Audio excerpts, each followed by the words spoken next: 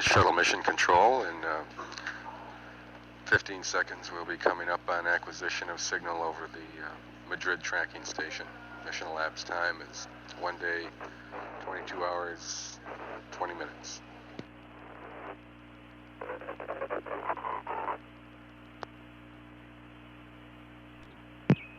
Columbia Houston, with you through Madrid for about 6 minutes.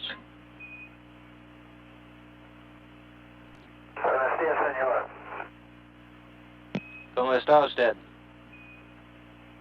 Buen día. ¿Y tú?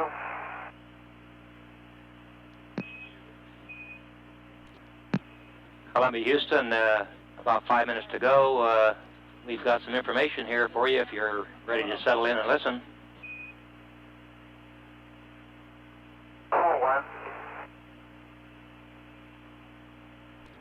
Roger, Columbia, and no pencil is required for this.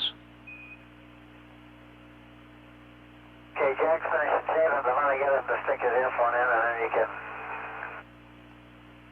Okay. Roger, give us a call when you're ready. He's ready, go ahead. Okay, from the POC, a congratulatory note. I'll read it to you for a couple minutes here. The OSS-1 experimenters are all very excited about the excellent data they are getting, and would like to express their appreciation to Jack and Gordo for the terrific support they have given the OSS-1 experiments. The VCAP indicates the orbiter electrical potential is quite stable during beam firings. The PDP has found that the orbiter EMI is well within expected limits. Some electrons from the FPEG were seen during beam emission sequences. SIA is seeing an unexpectedly high sky brightness, but the contamination monitor package measures only a small contaminant accretion, and PDP sees a low gas pressure. The SUSM got a sun presence signal during top to sun with less than 1/2 degree air signals. The TV pictures showed the X-ray windows and MFE foils in perfect condition, and the thermal canister experiment is also working well. Congratulations. Well, I guess the congratulations are due to the Goddard and those people for putting out a good machine. Right, they're all very pleased with it, Gordo. Good flight so far. Okay, thanks. Since it all looks so good, we'll just shut down the palette and turn off the recorders. I'm not sure it looks that good. Columbia Houston, we have a procedure on the slinger here, if you're ready to copy. Okay. Roger, on ML86B, the WCS controller, main A, we'd like open. Select fan SEP 2. On the WCS mode, select WCS/EMU. Okay, I got the breaker open, and you want me to go to ship number 2 on it?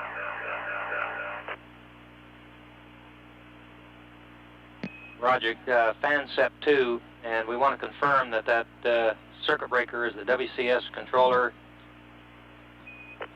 /slinger main A. Yeah, that's the breaker. I noticed in coming down to change the fan step switch, if the handle's loose, just comes off in my hand, and maybe I can work it around. And yeah, I found the shaft, and I guess I can work it to number 2 now. Okay, let me put fan step 2 and then over to mode switch WCS/EMU, and then what? Okay, Jack, we're about LOS. If I don't get it all up to you, we'll get the rest of it up at iOS. The remaining steps are open the commode, inspect the slinger for blockages, and clean. And then the feces and emeses switch to emeses. And then reset the circuit breaker that you pulled, and then inspect slinger for slow operation. Okay, I'm going to have to get that next pass again, dude. Roger, understand. We'll pass it to you next pass at IOS in about 12 minutes.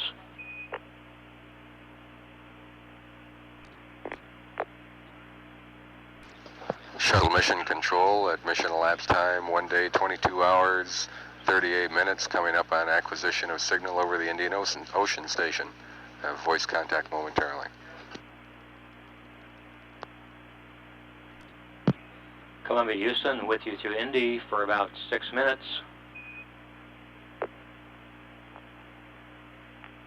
Okay, Dave, we're brushing teeth and loading film and things like that. Go ahead. Roger, Jack. We don't want to interrupt what you're doing, but we do have a procedure for the slinger if required. If not, we can pass it to you later. No, this is a good time to stand by. Let me get this film out of my hands. Roger.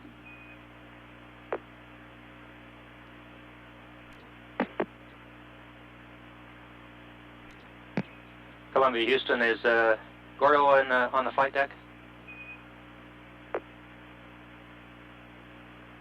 Negative. Roger. Understand both on the mid deck. Thank you. Okay, Dave, go ahead. Roger, Columbia. The procedure for working on the WCS. I'll start from the beginning again.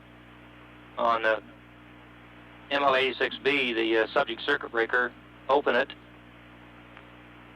WCS fan set to 2, and then WCS mode to WCS/EMU. Copy? Okay, I did that and it works. At least the urination part works, the lower. Okay, continuing with the procedure. Open the commode, inspect the slinger for blockages, and clean if required. Upon completion of cleaning, the feces-emesis switch we would like in the emesis position. That's the low speed. Okay, I looked in there and it looks fairly clean. No, it's not clogged up, don't look like. Roger. We'll do the last thing. Roger, copy. The slinger speed put to low, and then reclose the subject circuit breaker and inspect slinger for slow operation after the circuit breaker is closed. Okay, it's in the nemesis position and I'll close the circuit breaker. Roger. And now you want me to pull up on the handle this to see if we'll start turning, eh? That's affirmative, Columbia. Okay, the slinger does turn in a slow position. Roger, Columbia, and when you get a chance, when you get upstairs, stars 18 and 14 in the star table are good for IMU align, and you're cleared to proceed on that. Okay, it'll be 18 and 14. That's Charlie, and we're about 10 seconds to LOS. Yargity next at 9 minutes from now.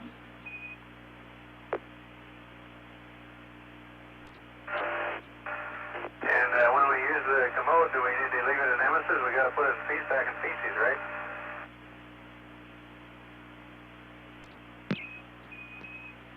Columbia, we're almost LOS. We'll talk to you a little more about that at Yargity.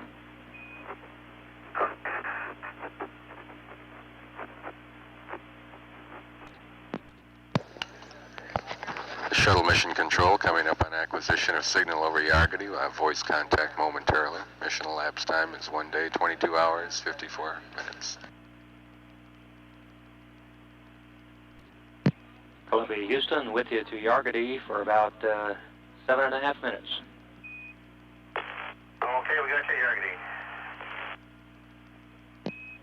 Roger, Jack, and we've got a couple more additions to the continuing saga of the WCS. Okay, I'm not going to go down it right now. I got some other things to do, but I'll copy it down. Roger, Jack. why don't we just, at your convenience, give us a call and we'll pass it up when you're down there sometime. Okay, what's the general idea?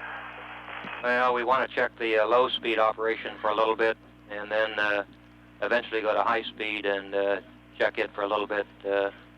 Hopefully it'll work, and if it doesn't, then we're going to have to go to the backup mode. Okay, we had it in low speed for about 30 seconds there. It seemed to keep running. Raj, the knowledgeable folks seem to think they want it on for 3 or 4 minutes in the low speed before we go to high speed. Okay. Give us a call when you're ready to do that, and we'll just pass it up. Okay. This is Mission Control Houston. We're still in an acquisition of signal period over Yargity. However, this is the breakfast hour for the Columbia crew, so there's not a lot of dialogue between them and Mission Control here in Houston. This pass does represent the last pass before the change of shift, as Tommy Holloway and his crew of flight controllers prepare to hand over mission control to Neil Hutchison and his silver team of flight controllers. Mission elapsed time is 1 day, 22 hours, 59 minutes. We still have 2.5 minutes of signal remaining through Yargity, then a brief keyhole of about a minute, and we reacquire again at Australia's Arroyo Valley Station. This is Shuttle Mission Control. Columbia Houston, about 5 seconds to LOS. We'll pick you up at Aurora. Okay.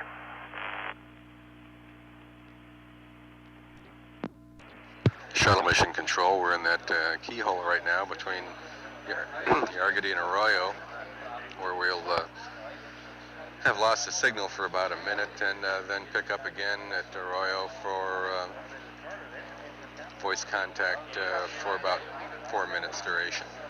Mission elapsed time is 1 day, 23 hours, 2 minutes. This is Shuttle Mission Control.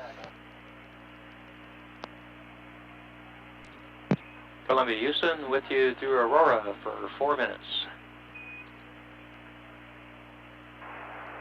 Okay, about ready to do the alignment. Roger, we're watching.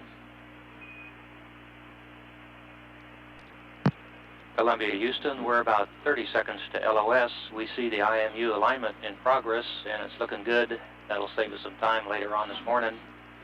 The IRI teams enjoyed working with you this evening. We're looking forward to getting back with you again this coming evening. The other team, I forget their color, is about ready to take over for us. Okay, well, thanks for sticking with it. Looks like you came up with a good plan, and we'll do our best to execute it. See you next time around then. Thanks. Okay, Jack, have a good day. With that salutation from Capcom David Griggs, the debriefing and handover between the two flight control teams now takes effect. Acquisition of signal will occur in 26 minutes at Myler Tracking Station for a pass of about 11 minutes duration. Mission elapsed time is 1 day, 23 hours, and 8 minutes. This is Shuttle Mission Control.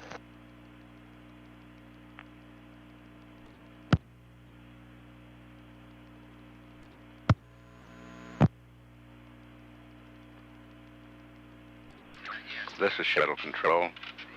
Flight Director Tom Holloway has left the Mission Control Center and is on his way to the JSC News Center for the change of shift briefing.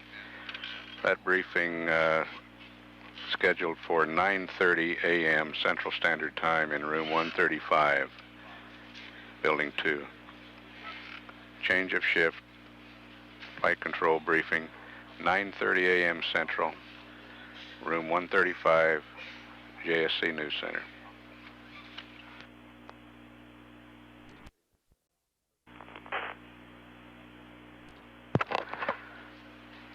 This is Shuttle Control at 1 day, 23 hours, 37 minutes mission elapsed time.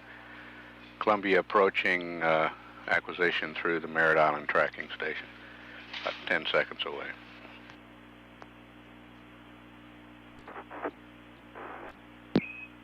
Columbia, Houston, the other team is with you over the States for 10.5 minutes. Say it again, Houston. Roger, Columbia, the silver team is with you through the States for 10.5 minutes. Okay, and the DFI is set up so you can check the tire pressure. Roger, copy, Jack. And Columbia, Houston, we owe you some numbers on a water dump coming up. We can dump tank Bravo only to 25%, and you can start that at your convenience. Say the numbers again, you're coming in broken. Roger, that's tank Bravo to 25%, 25%. Tank Bravo 25, thank you, George. This is Shuttle Control. The Capcom on this pass is astronaut George Nelson. Columbia, Houston, Gordo, we see an encoder check on wrist pitch on the RMS. There's no action required now, and we're working on a procedure, and we'll get that up when it's required. Columbia, Houston, we're seeing you in normal jets, so we'd like you to get back on the verniers, over.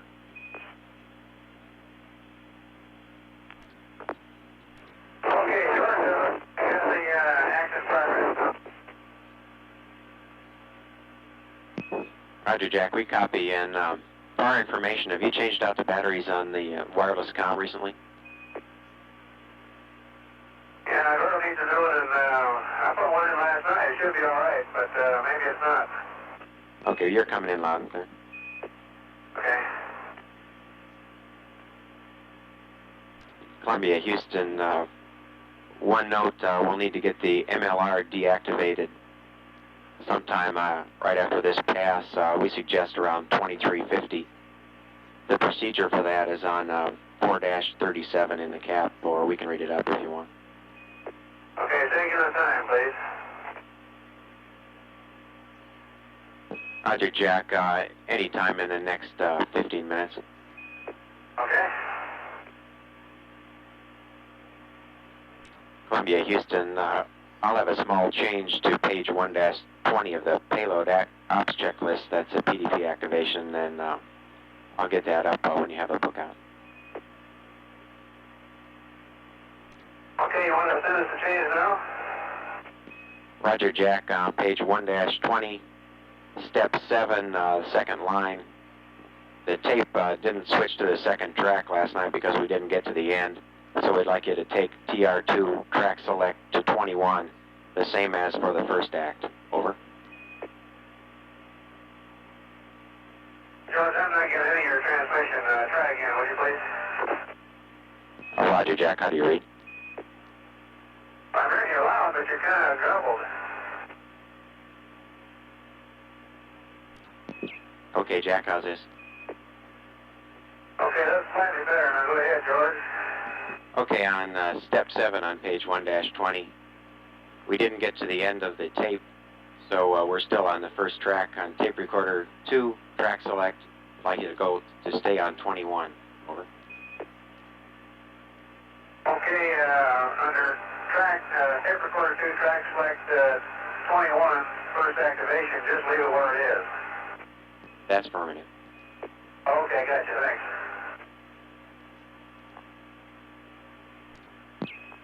Columbia, Houston, we're 1 minute LOS. Madrid is next at 55. And for our information, we'd like to get down the time of the MLR deact. And we'd also like to get a status on how many EEVTs were done yesterday. Over. Okay, we did samples 1 and 2 yesterday, George. And I'll give you a time when I get to the act on the MLR.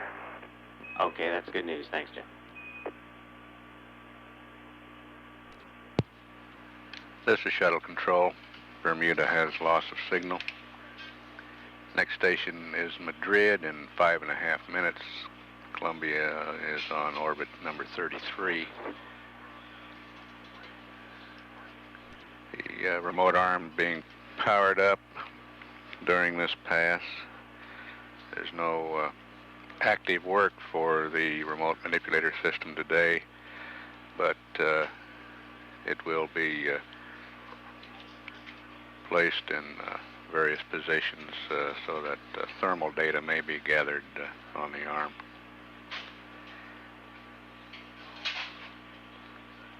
At 1 day, 23 hours, 50 minutes, mission elapsed time. This is Shuttle Control, Houston.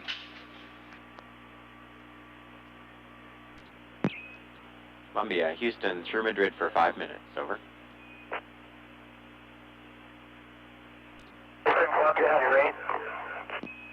Roger, Columbia, Houston, Gordo, we read you loud and clear. How many?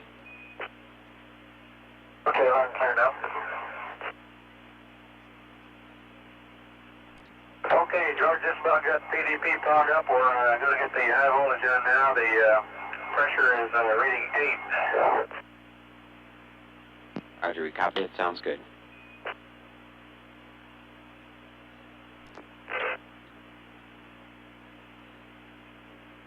Okay, George, the PDP activation is complete. Roger, Jack, we copy.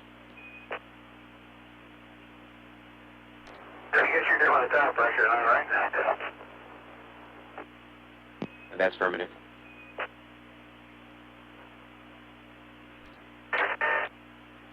And I initiated the fuel cell purge some time ago at 2320. I'd like to know if you see any anomalies there. Roger, Jack, and the fuel cell purge look real good to us. Okay, thank you.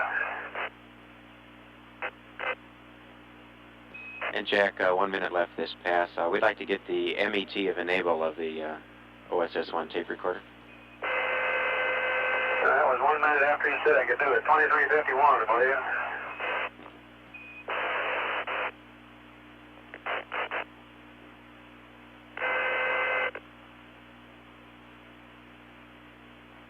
And Jack, copy you had the MLR deactivated at 2351. You need the time you enabled channel 2 on the tape recorder. Over. Well, that's what I just gave you. I haven't done the MLR yet. I'm going down to do it now. The tape recorder was 12351 and the status was off. Okay, thank you. And Indian Ocean is next at 00 plus 12. Okay.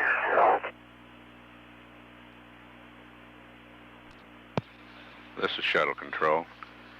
Columbia is out of range at Madrid.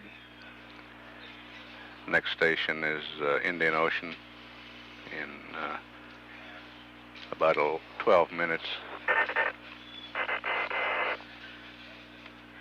Beginning with this pass down over Africa, crew of Columbia will conduct TACAN tests, Tactical Air Navigation Equipment tests, for the next several revolutions over Africa, over Australia, and over the United States. TACAN is a system they use during landing for range and bearing information. Crew reported the plasma diagnostics package powered up during this Madrid acquisition, and the report at loss of signal was that the data looks good. At 2 days, 1 minute mission elapsed time, this is Shuttle Control, Houston.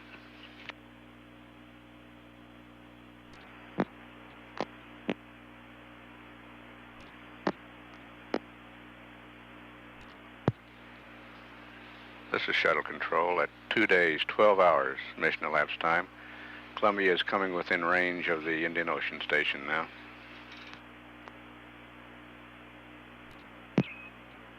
Columbia, Houston, with you through Indian Ocean for 6.5 minutes. Okay, George, how do you hear? You're loud and clear, Jack.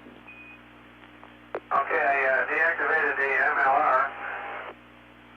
And one thing that didn't turn out right was that the TalkMan with the barber pole, when I put the switch to free, it didn't stay in gray. Is there something you want me to cycle? Stand by, Jack. And that was done at 0004. It's about Okay, we copy that.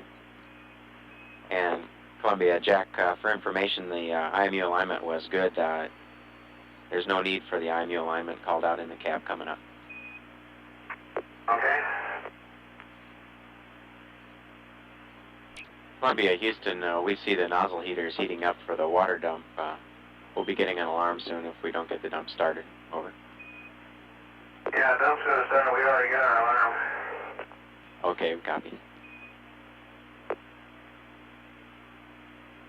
Okay, the dump has started, and the temperature's coming down. Copy, thank you.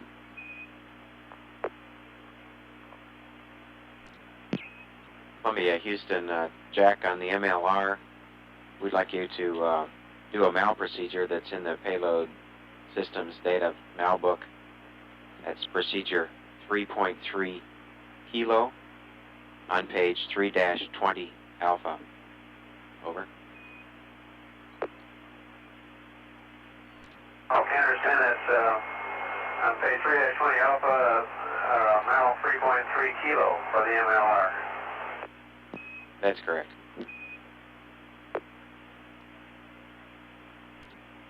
Columbia, Houston, we're 1 minute LOS. Yargity is next in 10 minutes. Over. Frankie, this cryo tank thermal test, the heaters are all in that configuration except of course H2 tank 1B is the bad heater, which is off. Roger, we copy, Gordo. Over the tank 2 heaters are on also. Copy.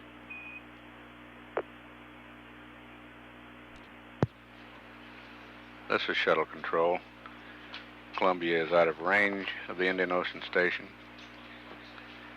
Next acquisition through Yargity in 9.5 minutes. Jack Lausma reporting that he's deactivated the monodisperse latex reactor experiment. Got a talkback switch indication of a problem, and we passed up information to him on where he can look in the malfunction procedures to attempt to solve that situation. At 2 days, 20 minutes mission elapsed time, this is Shuttle Control, Houston.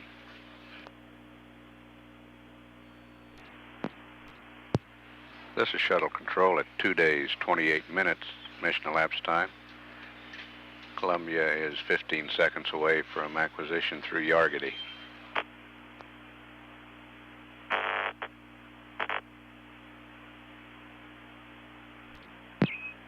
Columbia, Houston, back with you through Yargity for 6 minutes. Okay, George, you got good news on the MLR. I did the malfunction procedure just as in the book and went back to free and we got a gray. That's good news, Jack. Thanks a lot. And Jack, one more thing on the experiments. We'd like to get the OSS-1 tape recorder 1 track select into number 6 so we can watch it from the ground. Over.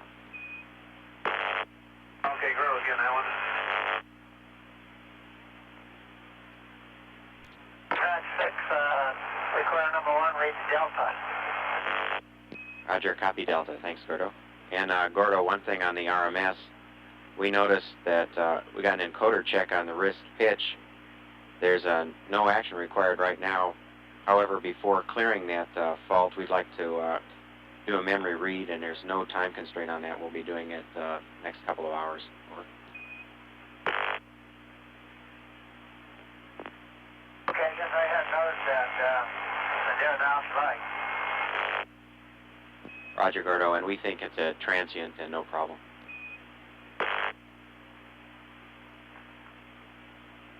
Can I call it to me now while I'm here? Yeah, Roger, Gordo. What we'd like to do is a GMEM read. That's called out page 5-6 of the ref data book. And we'd like to encoder check 1 wrist pitch and encoder check 2 wrist pitch. Over.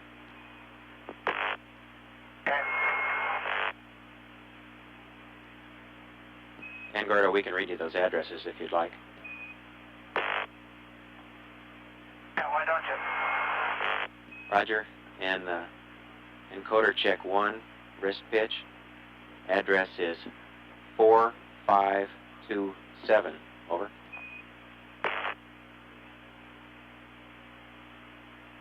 Okay, the actual is 0001. Roger, we copy actual 1. Encoder check 2 address is 452 Delta. Over.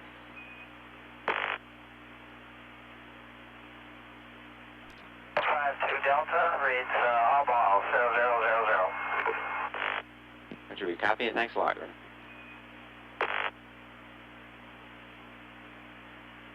Columbia, Houston, Gordo, that encoder check was on a number 1, and your go to reset that with an item 12 and an item 11 on spec 94. Okay. But notice I'm sitting here with the soft stop inhibited also. We copy that.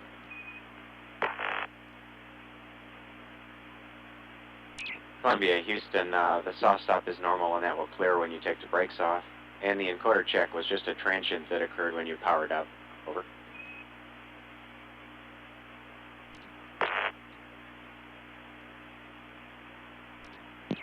Columbia, Houston, we're 30 seconds to a 2-minute LOS over Australia. Over.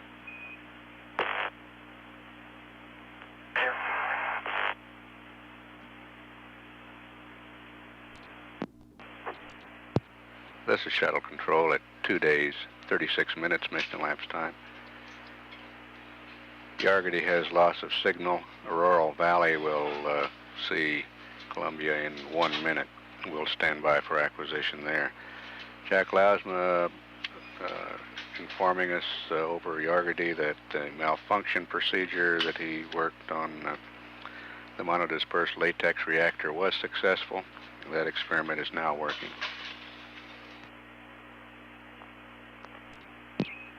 Columbia, Houston's back with you through Auroral Valley for 4 minutes.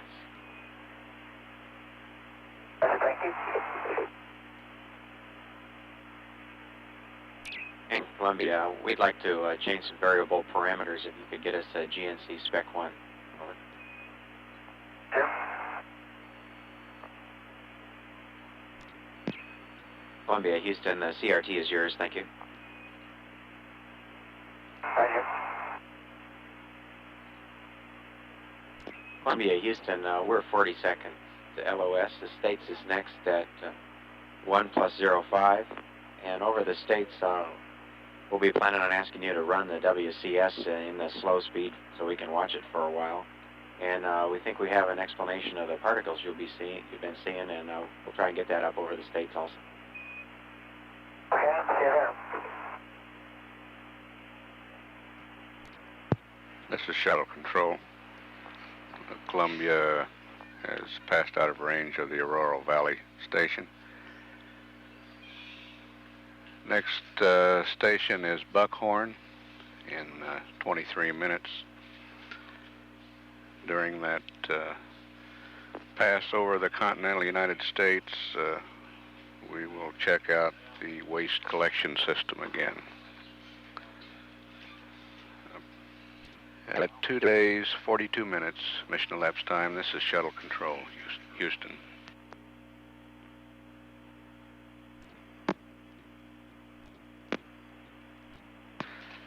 This is shuttle control. Dr. Sam Poole, Chief of the Medical Sciences Division at the Johnson Space Center, will meet informally with news media representatives at 11 a.m. Central Standard Time in room 135 at the JSC News Center. This meeting will not be on the NASA release circuit. To repeat, Dr. Sam Poole, the Medical Sciences Division Chief, will meet informally with members of the press in room 135, the JSC News Center, at 11 a.m. Central Standard Time today. This will not be carried on the NASA release circuit.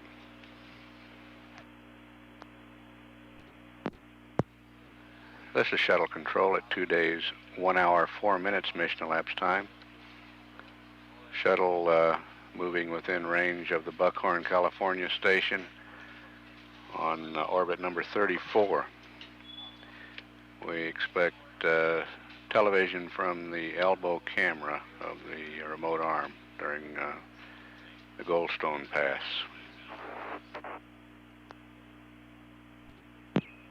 Columbia, Houston, back with you through the States. Okay, we're hearing you loud and clear. Roger, Jack. We copy that. I have a couple of questions for you. We were seeing a funny with the IECM. I'd like to know if you waited the 30 minutes after you turned aft payload main B off to back on again. Over. Yes, I did.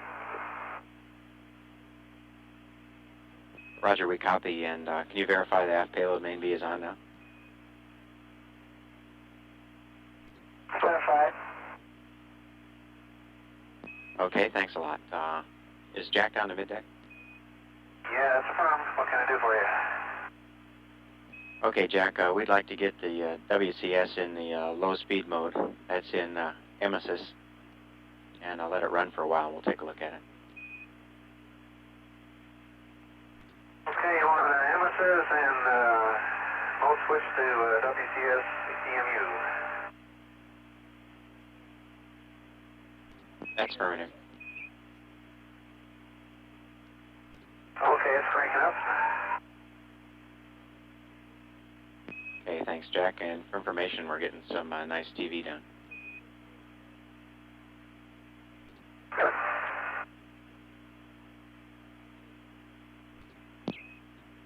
Columbia, Houston, for Gordo, if you're on the flight deck, I have a couple readouts I'd like to get.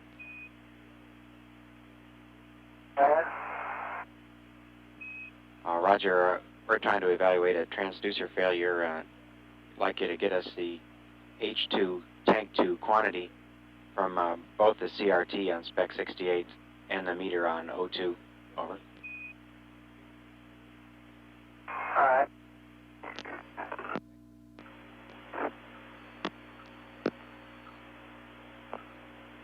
The H2 tank 2 is yours? That's affirmative. It reads off scale high on the meter. And it's reading 107 high on the CRT also. Okay, Roger, copy off scale high on both. That's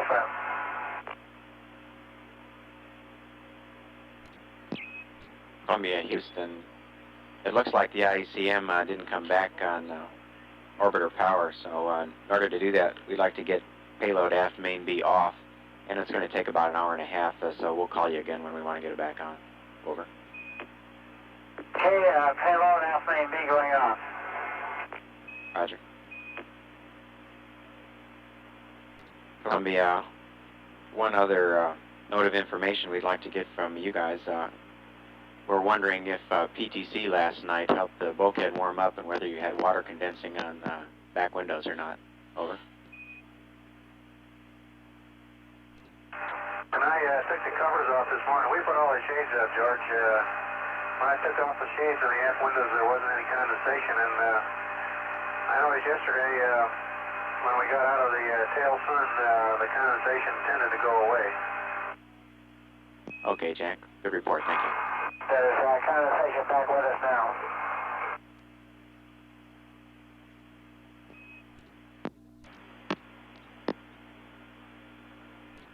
This is Shuttle Control. We have a television picture back through the Merritt Island station now. Columbia, Houston, we're back with you for 10 minutes, and Jack, we missed your last transmission. Over. Yeah, it seemed to get kind of chilly in the cabin last night, about middle of the night, and then seemed like later in the morning it wasn't too bad. Gordon might have some other ideas on that, but I was cold early in the evening last night. Roger, we copy. I felt about the same. Roger, Gordo, and I'd like to know if you did anything to warm up the cabin. We didn't do anything to warm up the cabin. I didn't want to put the other water loop on because I was afraid I'd wake up Gordo whenever I turn the CRT down. Why then we get a 10-minute tone. Roger, we copy. However, we have left the cabin heat exchanger pinned full hot, and as I recall, the interchanger flow was a max as I left it last. Can you confirm that? Roger, Jack, we'll look into it. And we can confirm that, Jack. Okay, so it looks like the only thing left is either to leave out the window shades, and that makes it kind of hard to sleep, or get the other water loop up. But maybe this no sun will make a warmer cabin, we'll see. Roger, Jack, let's hope so. Columbia, Houston, Jack, can you confirm that you put the WCS controller handle up and forward?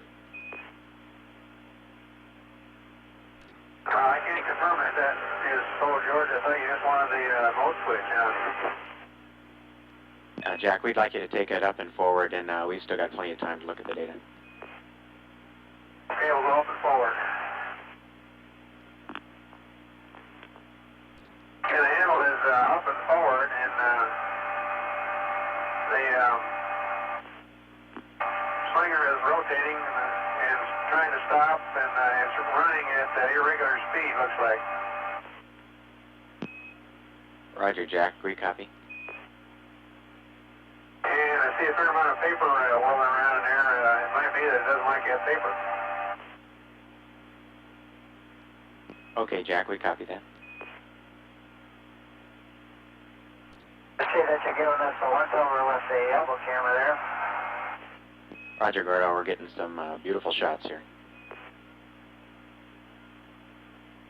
You can put that camera around about 180 to the right. You got a great view of New York City as we went by. Okay, we copy. Columbia, Houston, Gordo, are you back in the aft flight deck? Columbia, Houston, how do you read? Columbia, Houston, how do you read? Houston, Columbia, on and clear. Okay, we must have dropped out for a minute. Gordo, if you're back on the aft flight deck, I'd like you to verify some OSS recorder status for us. Okay, go ahead. Roger, Gordo, and we have a slight problem with that recorder. I'll read off some switches and you can tell me their status. The power on, the channel 1, channel 2 switches should be enabled with the lights on. Over. Okay, if you're talking about number 1 recorder, that's true. It's the power on. Channel 1 and channel 2 lights are all on. Roger, and tape recorder 2 should be in the same configuration. Over. Switches are in the same configuration, but the channel 1 and 2 lights are off. Roger, we copy, and that's the problem we're seeing. Stand by. Columbia, Houston, Gordo, we'd like you to take tape recorder 2 to off, OFF. It's here, 2 power off now. Lights off. Thank you. Columbia, Houston, we're 1 minute to LOS. The car is next, and I have a short note of the particles you've been seeing if you want to listen. Before you do that, you want me to turn the commode off? It's running real slow, about one rotation per second. Roger, Jack, you can go ahead and power that off. And Columbia, we're 20 seconds LOS. Takara is next in 5 minutes.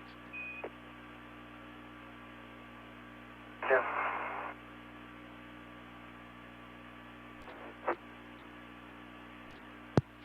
This is shuttle control. Columbia is out of range of Bermuda. Next station is Dakar in 5 minutes.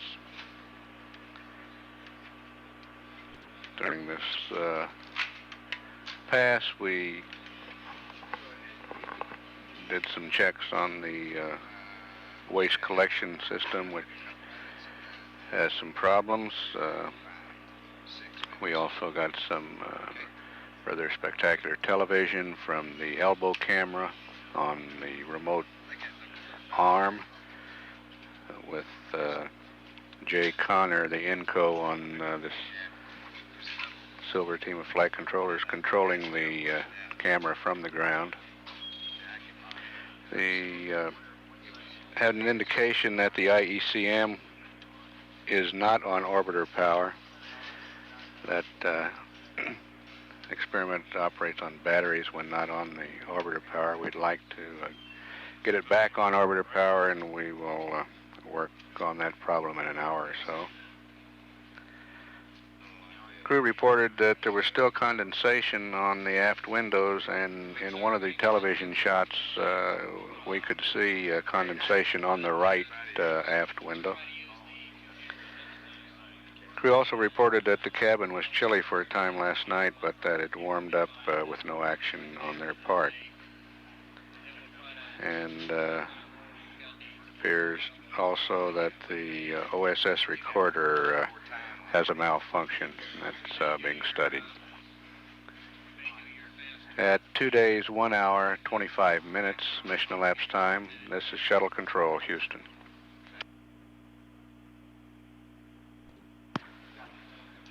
This is Shuttle Control at 2 days, 1 hour, 28 minutes, mission elapsed time.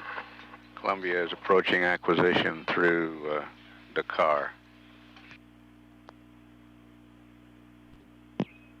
Columbia, Houston through Dakar for 5.5 minutes. Columbia, Houston through Dakar. How do you read? Goddard voice, Houston Comtech. Goddard voice, Houston Comtech. Air to ground 2. Houston Comtech, West Control, air to ground 2. Houston Comtech. Loud and clear. Okay, you're loud and clear. I can't raise Dakar. Dakar, board, air to ground 2. Okay, Goddard, you got another circuit out to him? Columbia, Houston through Dakar for 3.5 minutes. This is Shuttle Control. There is a circuit problem between Goddard and Dakar. That problem is being worked now. We'll see if we can get that solved before this pass ends. Columbia, Houston with you through Dakar for 1.5 minutes. You ready, George? Okay, Gord, I'll read you loud and clear. We lost our landlines. Okay, I hadn't heard you calling all along. You want to go ahead and do this VCAP beam visual search as soon as we get to darkness? Yeah, that's affirmative. And Columbia, Houston, just information. I promised you something on your particles for the next minute. Because of APU-3 shutdown, we didn't get a complete dump of the right main engine after ascent. And for this flight, there's a new sneak circuit through the system through the LO2 bleed check valve. And it's a little orifice about the size of a pencil lead. And we're slowly venting some locks through that valve and around the engine bells, and it's coming out through the lock seal drain, mostly through the right engine, but a little bit through the other two. We're assuming we did see some of this on STS-1 and 2, but not as much because we had a better dump. So what you're seeing is some locks going out the back. Over. Okay. Yes. And we're going LOS, and Botswana is next at 1+46.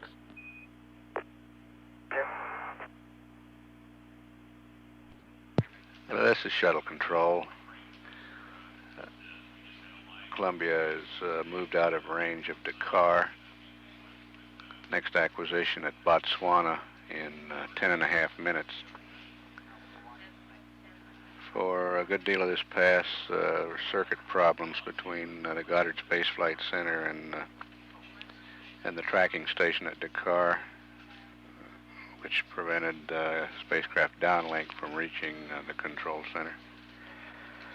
We did have communications about the last minute and a half of the pass. And pilot Gordon Fullerton will do the vehicle charging and potential beam search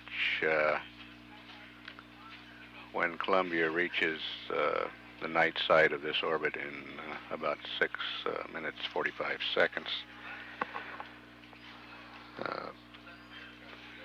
Crew will attempt to see the electron beam that the generator is projecting out of the payload bay. We'll get a report of that perhaps at Botswana if the crew is able to see that beam. At 2 days, 1 hour, 36 minutes mission elapsed time, this is Shuttle Control, Houston.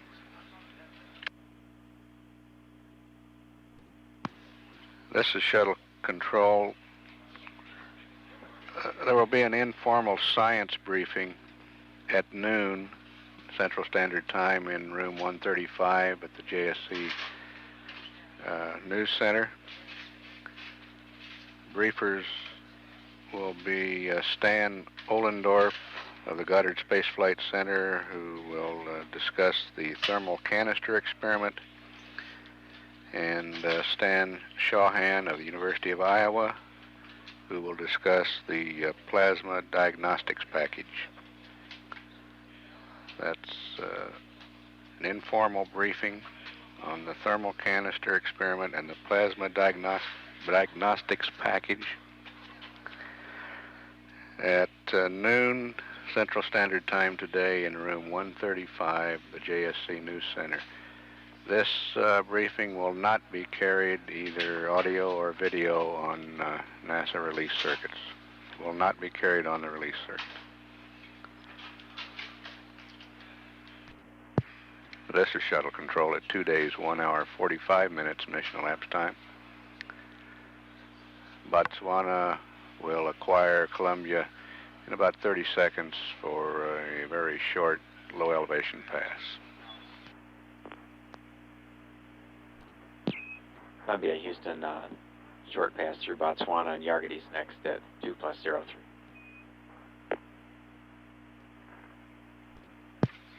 This is Shuttle Control.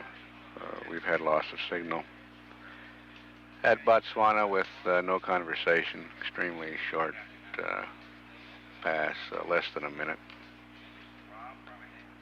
Next station is Yargady in 16 minutes. At 2 days, 1 hour, 47 minutes mission elapsed time. This is Shuttle Control, Houston. This is Shuttle Control at 2 days, 2 hours, 3 minutes mission elapsed time. Yargady is about to acquire Columbia. Columbia, Houston, we're standing by at Yargady for 6.5 minutes. Hey, stand by, we'll be right with you. Roger. Hey, Pinky, we're looking at, we're doing column 4 of the procedure here. Roger, we copy, and we're standing by. You have a definite visual streak, kind of a straight line streak angling upward and to the right of the last series. This series is hard to tell. Something's lighting up the orbiter and maybe washing it out. I'm not sure where we're getting all this light. Roger, we copy. Was there any color to it? We couldn't see it visually. The streak we saw was on the TV picture only. Roger, we copy that. We're taking another pulse here. We're not seeing anything this time. I don't know where there's a significant level of illumination coming on the orbiter now. That's just tending to wash it out on TV. Roger, Gordo, we copy, and we're 40 seconds to a short LOS to Aurora.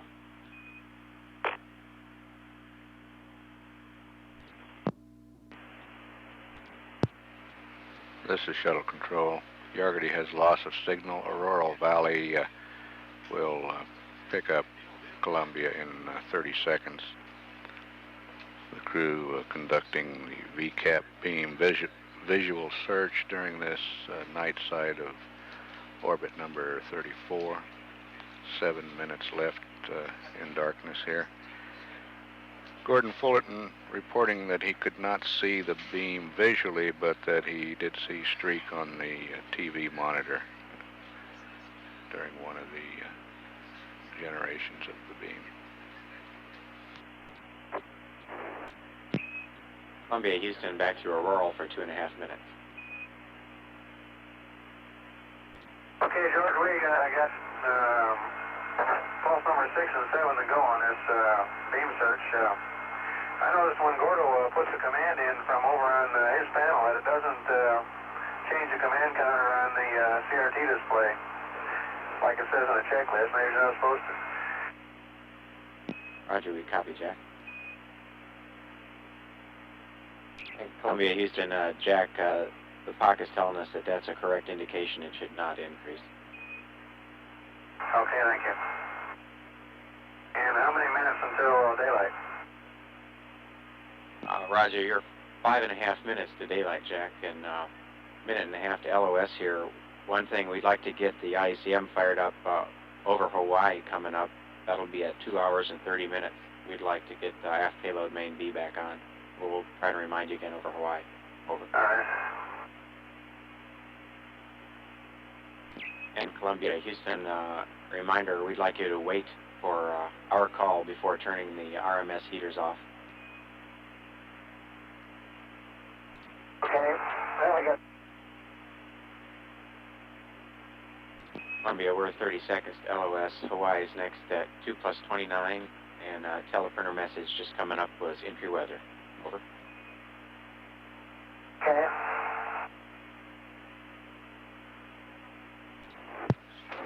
This is Shuttle Control. Auroral Valley has loss of signal.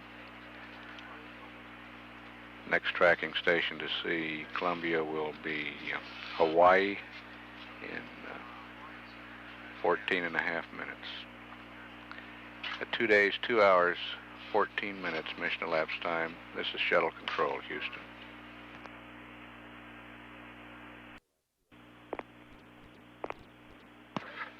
This is Shuttle Control at 2 days, 2 hours, 28 minutes mission elapsed time.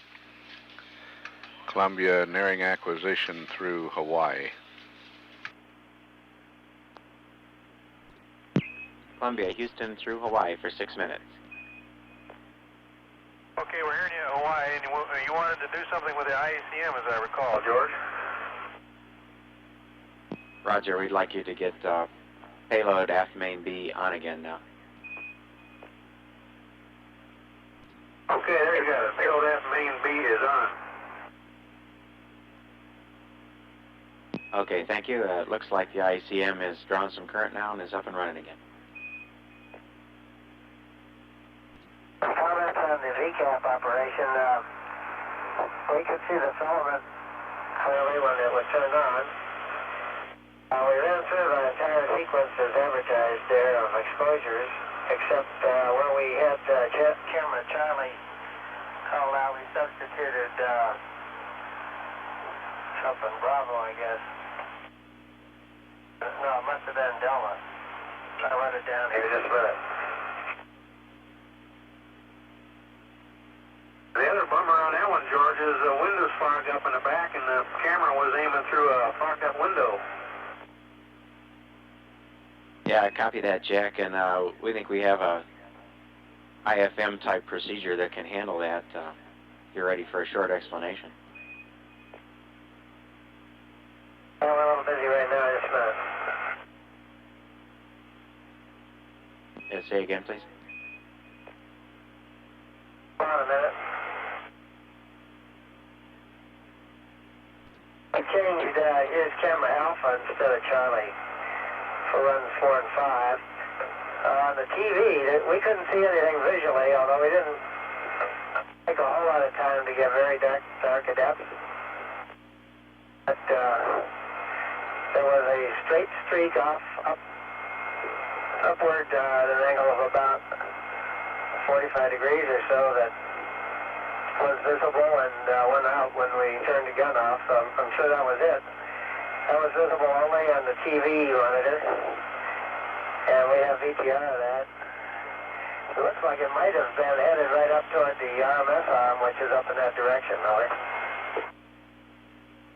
Okay, Gordo, we copy. Thank you, and appreciate the description. Wasn't any hint of spiral or anything. At one point, I thought I saw a spiral, and I was jumping around, open and hollering about it, but I think that was some backlighting on the edge of the Ohms pod. We sort of saw the edge of the Ohms pod, and that made me think it was coming from the VCAP. The two are fairly close and at the bottom edge. But I'm pretty sure that's what that is, because it didn't correlate to the turn on, turn off. Okay, we copy that. Thank you. And Columbia, we're looking at a thermal phenomenon in the N2 system. Last night, as the vehicle got cold, we saw the N2 quantities that we compute drop about 20 pounds, and we think you should have used about 1 pound in the cabin. Then as we went to PTC, after about 8 hours, the usage leveled off again now, and there's no impact. If we really did lose that N2, we don't think we did. We're still looking at the situation, and we'll let you know as it develops. Over. Okay. Haven't been breathing hard. And Columbia, Houston, for the back window, we've had somebody over in the 1G trainer rig up a vent with the back of the World Atlas. We have a plastic sheet there, and using that and some gray tape, we can tape it to the back of the overhead window, curve it around so that it's directing air from the vent that's between the overhead and the aft window down onto the aft window. And we just use the gray tape to hold that sheet up and then bend it around and tape the ends of it closed so the airflow went across the back window. And we think that'll work pretty well if you get time to do something like it. So you use the cover off of a book and just bend flow around to blow over the window, right?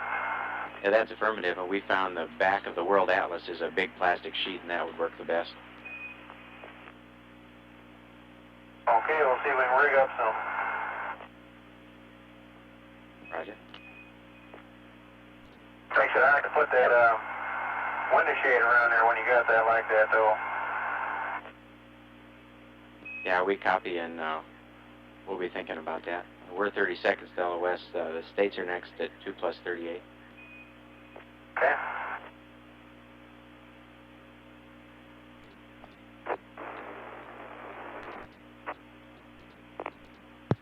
This is Shuttle Control. Hawaii has loss of signal. Buckhorn picks up Columbia in 2 minutes. During this pass over Hawaii, we did get spacecraft power back onto the IECM experiment. And we had a report from Gordon Fullerton on the VCAP beam search. He remarked that he thought for a moment that he was seeing a spiral beam, but then determined it was backlighting off the Ohms pod, and it was still there when he shut down the beam.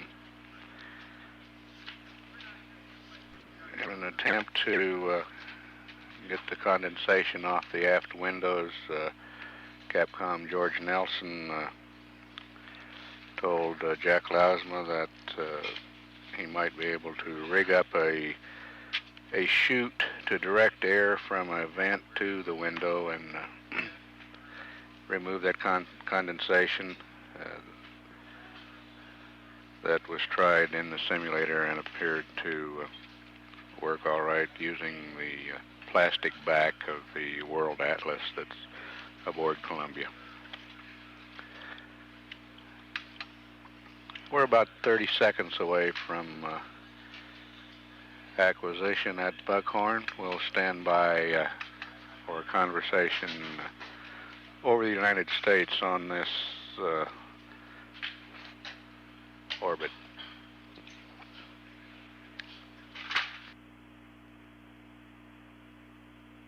Mission elapsed time is 2 days, 2 hours, 38 minutes.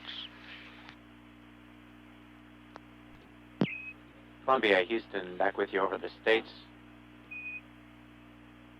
Okay, how do you hear me, George? You're loud and clear, Jack. Okay, I think I got the tack-in set up for USA.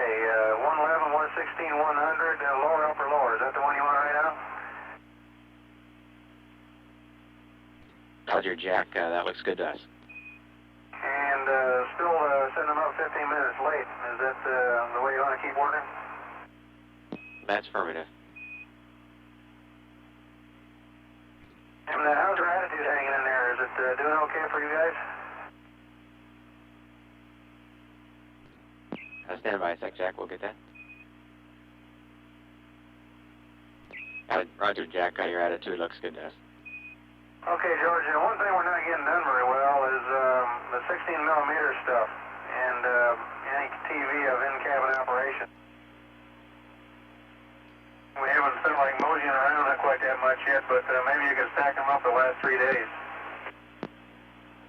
Copy, we understand. That's no problem. And just for information, I started at sample 3 on the EEVT fairly early this morning, and it's over with. Gordon's going to start on number 4 now.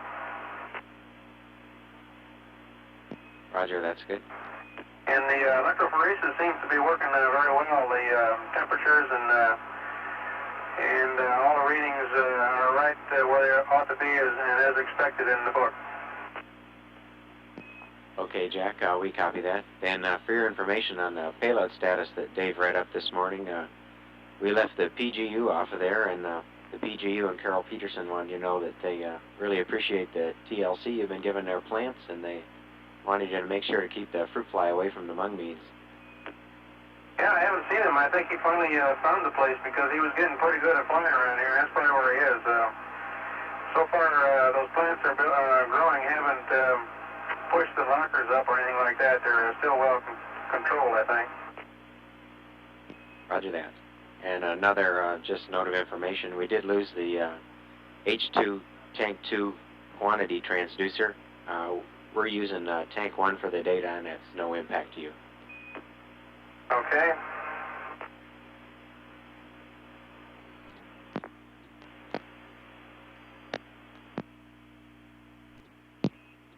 Columbia, Houston, we're 30 seconds to a 1-minute LOS over the States. Okay.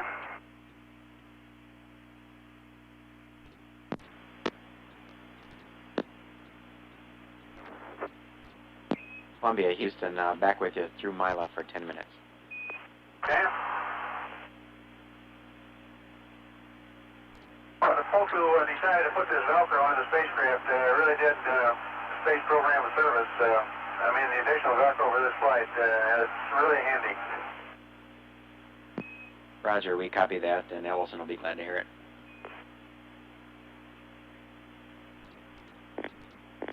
Well, you can really see a lot of detail from this altitude, George, compared to Skylab. Skylab, we can only see freeways if there's some contrast. Here you can just see minor roads even.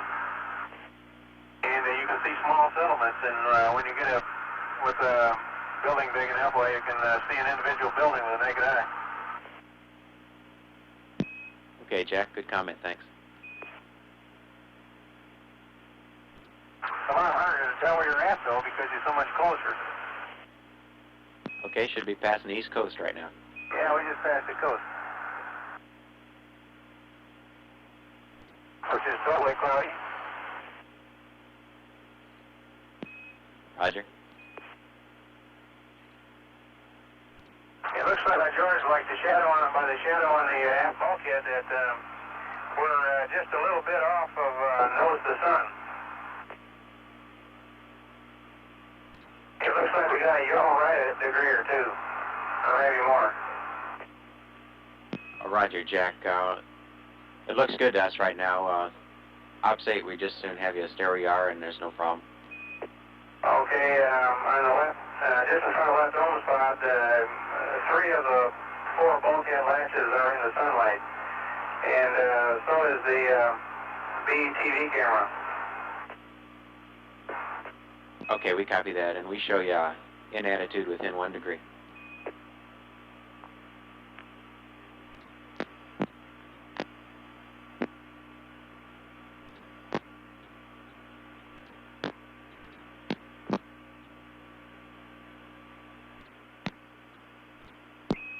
Columbia, Houston, we're 1 minute to LOS. Dakar is next in 5 minutes. Over. Okay, we'll see Dakar and set up for attacking over Africa. Roger that, Jack.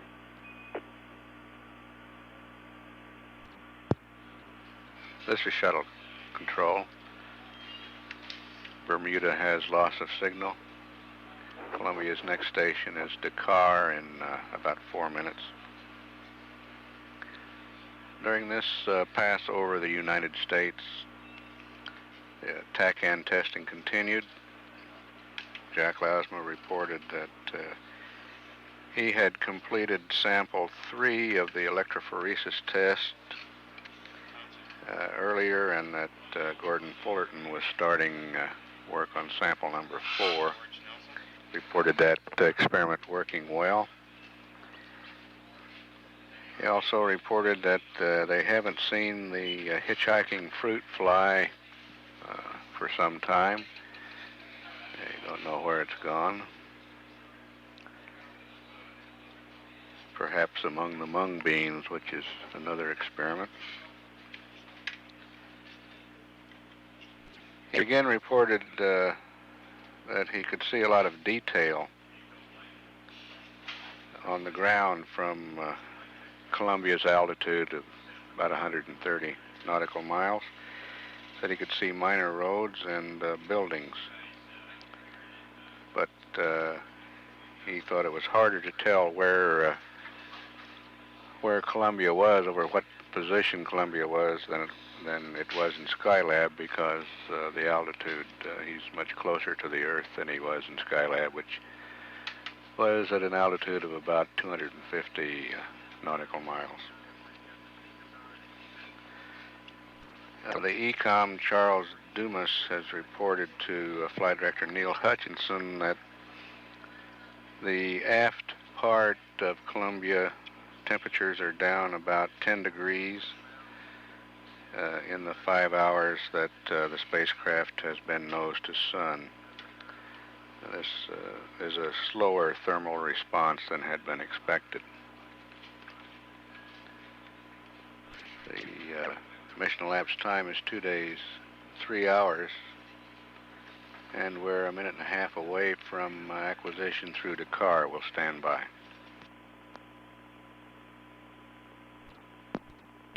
Columbia, Houston, through Dakar and ascension for 9.5 minutes.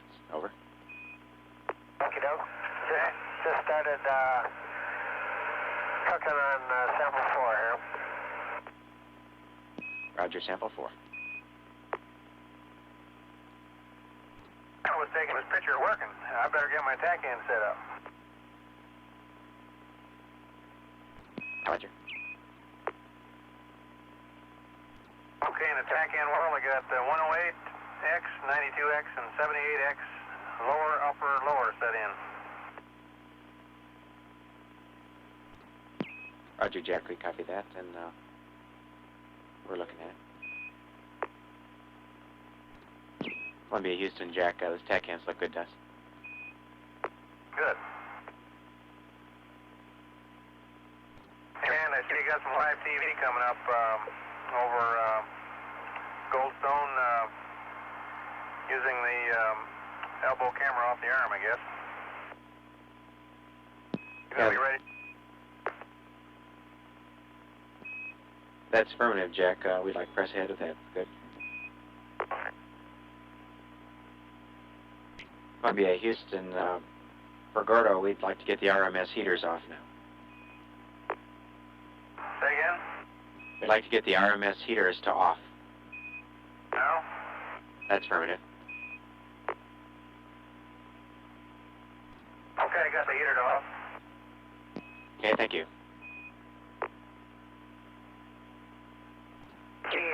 page 1-11 in the payload checklist. Roger, standby 1. And that RMS heater call was part of the thermal DTO. Okay, Gordo, we've got our checklist out. Go ahead. Okay, the next to last line says check column temp, 12 to 15. It's been 4 minutes since I started this in electrophoresis, and looks like it's stabilizing at plus 8 degrees. The voltage is good, 307, and the TE temp is plus 11. Roger, we copy that. The temp's stabilizing at 8 degrees. That's right, instead of the 12 to 15 in the book here. Right, and we're checking into that, Gordo. Columbia, Houston, Gordo, we don't think that temperature will affect the sample at all, and press on ops normal. Columbia, Houston, Gordo, how do you read?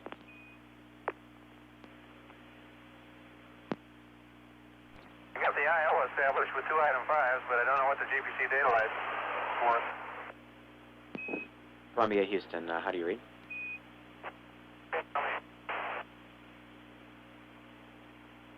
Columbia, Houston, Gordo, you were very broken on that. How do you hear me now, George? Roger, Jack, that's loud and clear. And did you copy my no impact on EEVT temp? Columbia, Houston, for 2 minutes left in this pass, how do you read? I'm hearing you loud and clear now, George. Tell me. And you're loud and clear, Jack. I think we had a keyhole problem there. Did you copy the transmission on EEVT? No, I did not. You probably didn't copy mine either. When I went for your heater switch, I inadvertently got the power switch, which I cycled off and back on in the RMS before I got the heater, and I wonder if I need to reset anything other than the IO item 5. Roger, stand by, and while we're checking on that, Jack has no impact, and resetting the IO is correct procedure, and verify the heaters are off. Yeah, the heaters are off, but they left me with a GPC data light.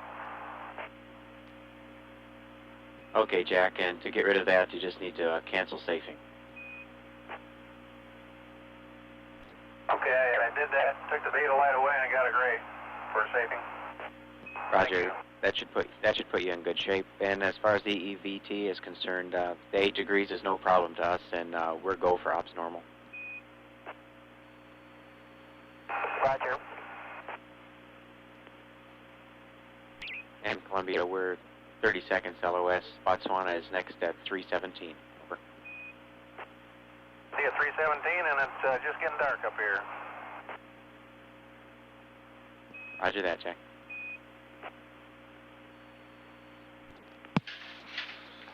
This is Shuttle Control. Columbia out of range at Ascension. Next station, Botswana, in 4.5 minutes.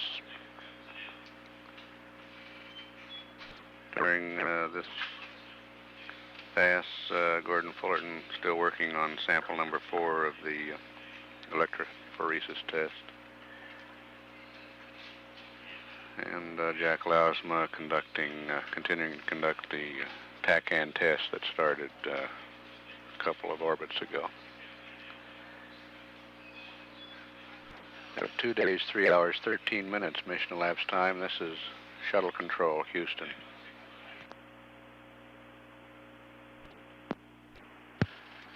This is Shuttle Control at 2 days, 3 hours, 17 minutes mission elapsed time. Columbia is 5 seconds away from acquisition at Botswana. Columbia, Houston through Botswana for 6.5 minutes. 5 square, George. And you're the same, Jack. Columbia, Houston, Jack, I've got the our latest thinking on the WCS situation, if you want to listen. Yeah, I'll probably get more and more interested in that as the time goes on. Roger that. our thinking now is that there might be a bag stuck on the tines down in the bottom of the WCS, which is putting a drag on the motor. We think the system should work, not 100%, but should be effective in the emesis mode, and you can use it in that mode if you can. And then if the bag does break free and it starts to run properly, you can go ahead and use it in normal ops. Over. Okay, thank you. Roger, and there's no visibility to see if there's a bag stuck down there because the transport tube is in the way. Over. Okay. Columbia, Houston, Jack, one more thing. If the slinger does stop completely, we'd like to know about it. We have a couple more tricks up our sleeves that we could try. Over. Okay, that's kind of a bad choice of words because if you want to try them, I'll probably be up to my sleeves. Glad to hear you're feeling better, Jack.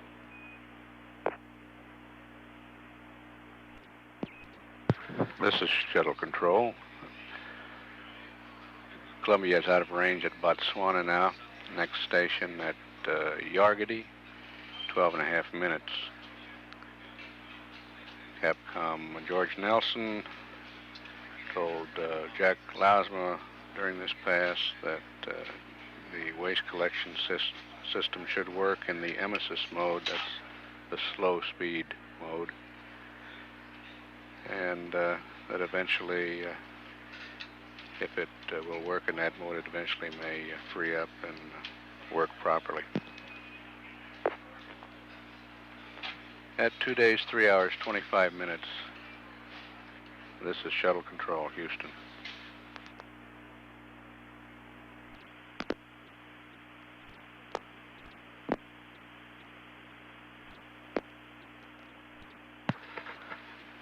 This is Shuttle Control at 2 days, 3 hours, 35 minutes mission elapsed time. The student experimenter Todd Nelson, whose insect in-flight experiment will be conducted aboard Columbia later today, will be available at room 135 in the JSC News Center between 2 and 3 p.m. Central Standard Time today. That's the student experimenter Todd Nelson, available at the JSC News Center between 2 and 3 p.m. Central Standard Time today. Columbia is 1 minute away from acquisition through Yargady,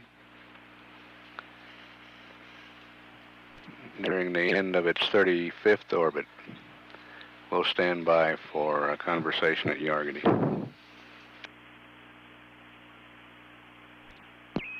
Columbia, Houston through Yargady for 7 minutes. Okay, loud and clear, George. Roger, in Bergordo, we have some more information on the EEVT.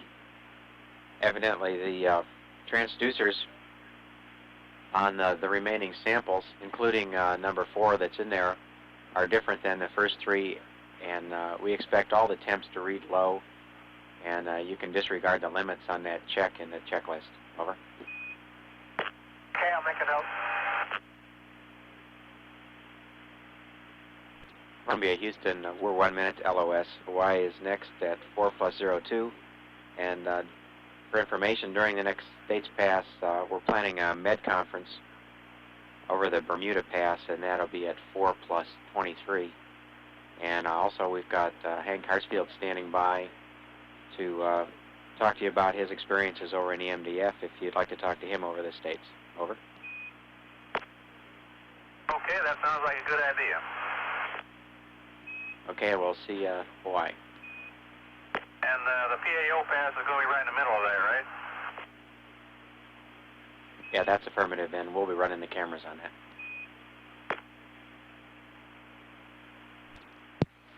This is Shuttle Control.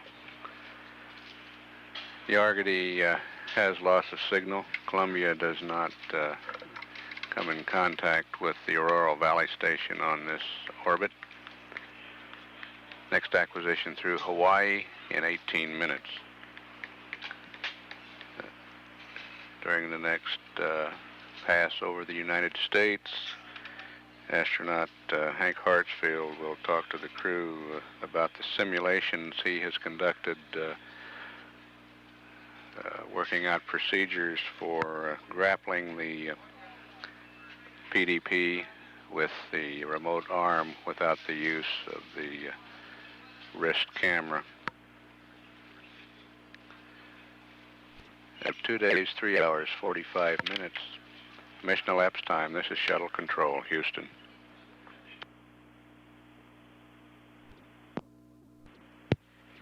This is Shuttle Control at 2 days, 4 hours, 1 minute mission elapsed time. Columbia will be within range of the Hawaii station in about 40 seconds. Hawaii reports trouble with the antenna drive system and does not believe they will be able to support us in S-band, but we believe we can get UHF communications at that station. We'll stand by. Columbia, Houston through Hawaii for 5.5 minutes, UHF only. How do you rate? 5 Sam. And you're the same. And hope you're enjoying your lunch.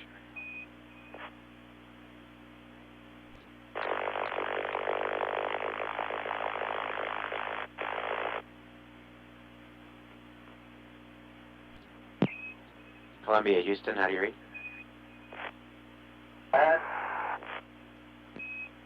Roger, Jack.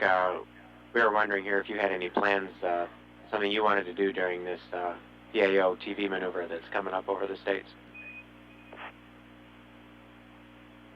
Okay, thank you. We're all set up for it. We've got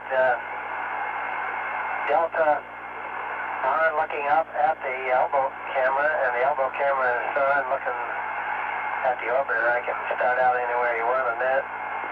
And it's up to your call. I can pan it or you can. Okay, Godo, in that case, I think we'd like to drive the cameras from the ground here and give you a chance to talk to Henry about the PDP.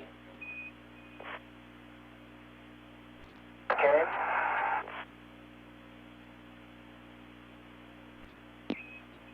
Columbia, Houston, one thing that would help the incos out if we could start out with camera Delta zoomed in on the flag on the pallet. Over.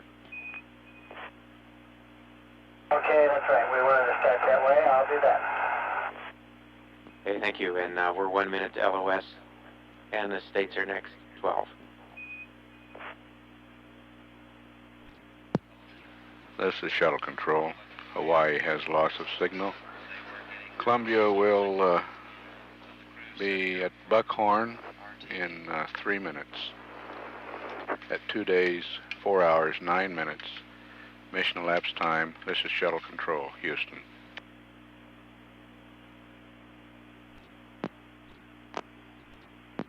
This is Shuttle Control at 2 days, 4 hours, 12 minutes. Mission elapsed time. Columbia coming up on acquisition through Buckhorn. Columbia, Houston with you through Buckhorn for 7.5 minutes. You got your line for Buckhorn. Roger, Godo, and I've got Hank Hartsfield standing by here with some good news on PDP grapple techniques, if you'd like to listen. Go ahead, Hank. Okay, Gordo, TK and I went over yesterday to MDF, and we made 5 complete grapples without benefit of the wrist camera, and we also played around with quite a bit in and around the grapple pin. And as you hinted around yesterday, it is really not all that difficult to do. We used everything at our disposal, using both alpha and delta cameras and the digital readouts. We did it without the benefit of the cameras, just using the digitals, and we got a good picture down here now. And just using the digitals and visual, and we did it also just purely visual. And we had no problems with any of it. You just have to take it a little slower, as you might customize and use your eyeballs. Now, the technique that that we recommend to you is to take it to the high hover position using the commanded operator command maneuver, and then verifying the roll angle per the cue card, the wrist roll. Then all you got to do in orbiter unloaded is just do a plus C maneuver around till you get near the vicinity of the grapple pin, right near the top. And at this point, I'd recommend once again checking your position and attitude coordinates and your wrist roll angle, dressing that up. And then using alpha and delta, which does give you a little bit of an angle, judge whether you think that the X position is proper. You won't have any trouble at all, of course, with the other positioning of fore and aft tilt or left-right tilt. But the X position is the most difficult, as you might imagine, to judge. But with those cameras in your eyeballs, you can get it pretty well. And from then on, all you got to do is to drive it right on in and do a grapple. Okay.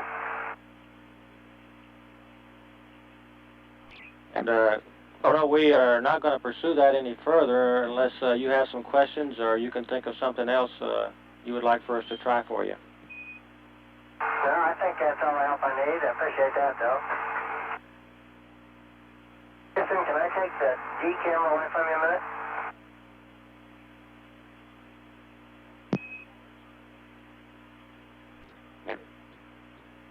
Columbia, permit of the Delta camera is yours for a while.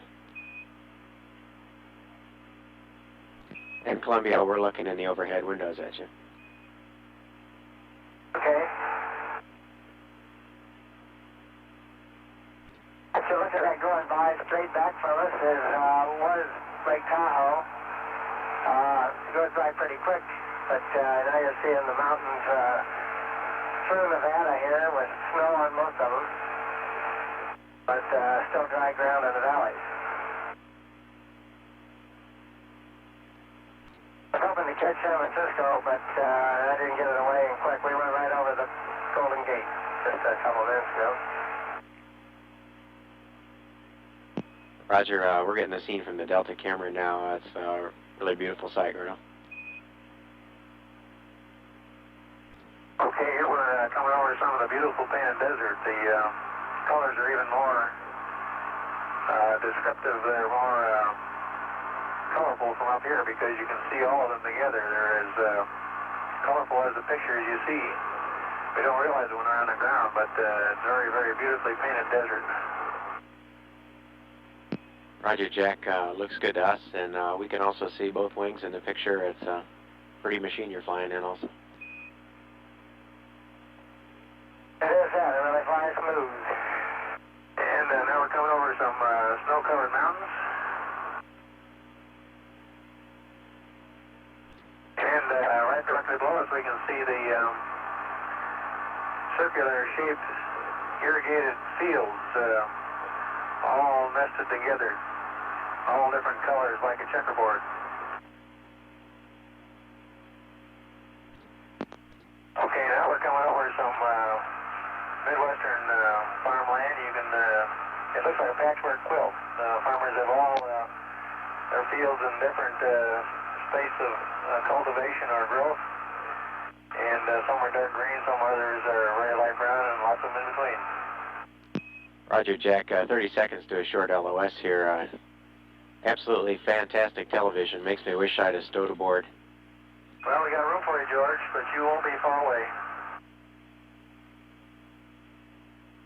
And in Columbia, we've got the Med Conference coming up here at 4+23. Okay, I bet what you're looking at will be a lot more interesting. That's for sure.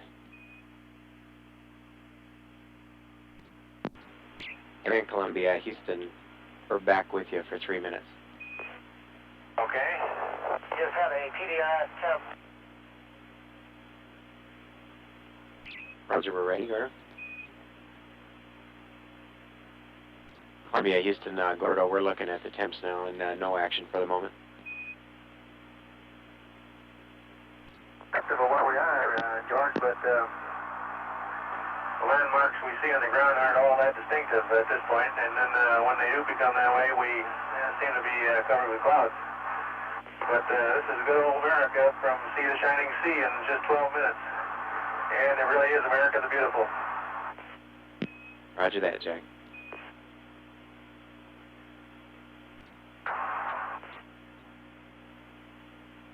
We can even see some airplane contrails down there. Looks like they're heading toward Chicago. Roger, and we've got just a few seconds left, and the mid-conference is next. Well, looks like probably a good time for mid-conference because we're getting overcast clouds. Looks like you've got a lot of weather over the eastern part of the United States today. Roger, and we'll see you later.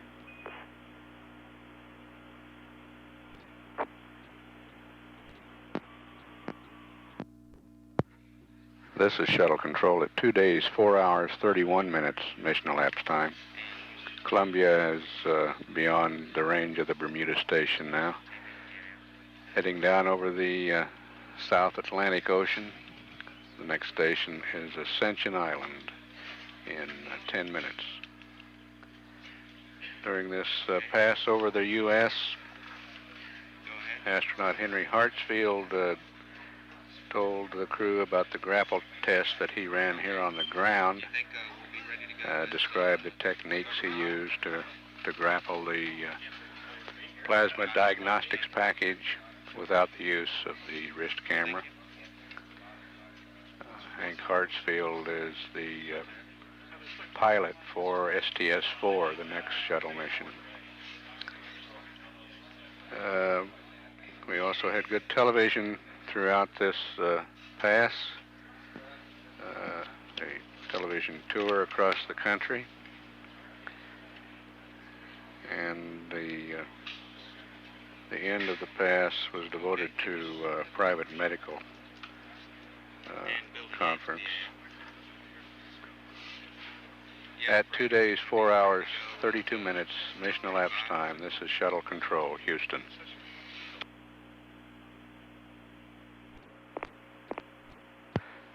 This is Shuttle Control at 2 days, 4 hours, 41 minutes, mission elapsed time. Shuttle about 30 seconds away from acquisition through Ascension Island. Columbia, Houston, through Ascension for 4.5 minutes. How do you read? Okay, I'm getting a cyclic PDR STEM message every couple seconds. And let me see if I can see which one's causing it.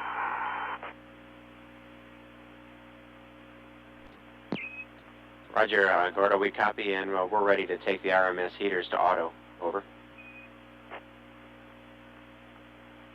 It says 107 is minus 10. Is that too cold?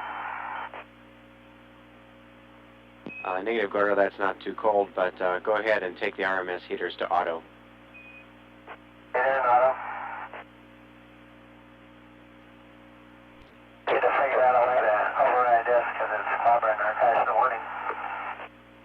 Yeah, we can see that down here, Gordo. Columbia, Houston, Gordo, we see temps coming up, and it should stop your messages fairly quickly. Okay.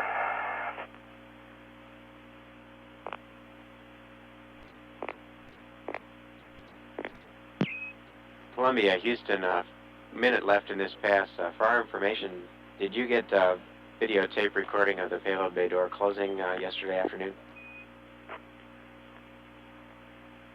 No, I didn't, Peggy.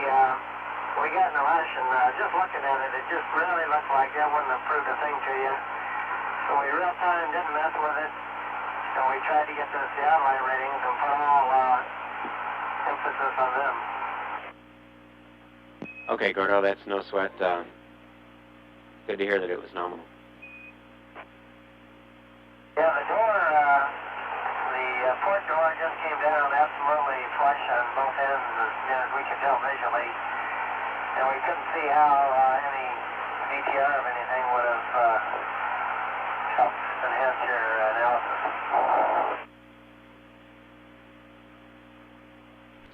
Roger, Gordo, we copy that, and we're 15 seconds LOS. Botswana is next in 5 minutes.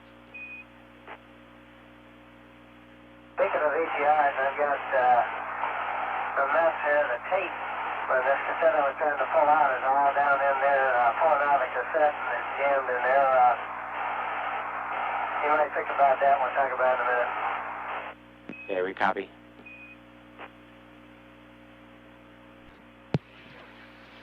This is Shuttle Control.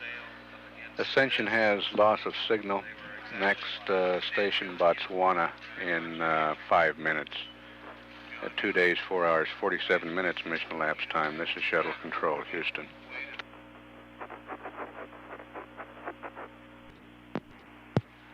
This is Shuttle Control at 2 days, 4 hours, 52 minutes mission elapsed time. We're standing by for acquisition through Botswana.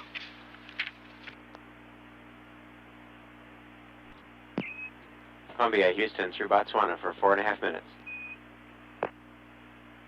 Anyway, got you on, clear. Roger, Gordo, a couple of little things.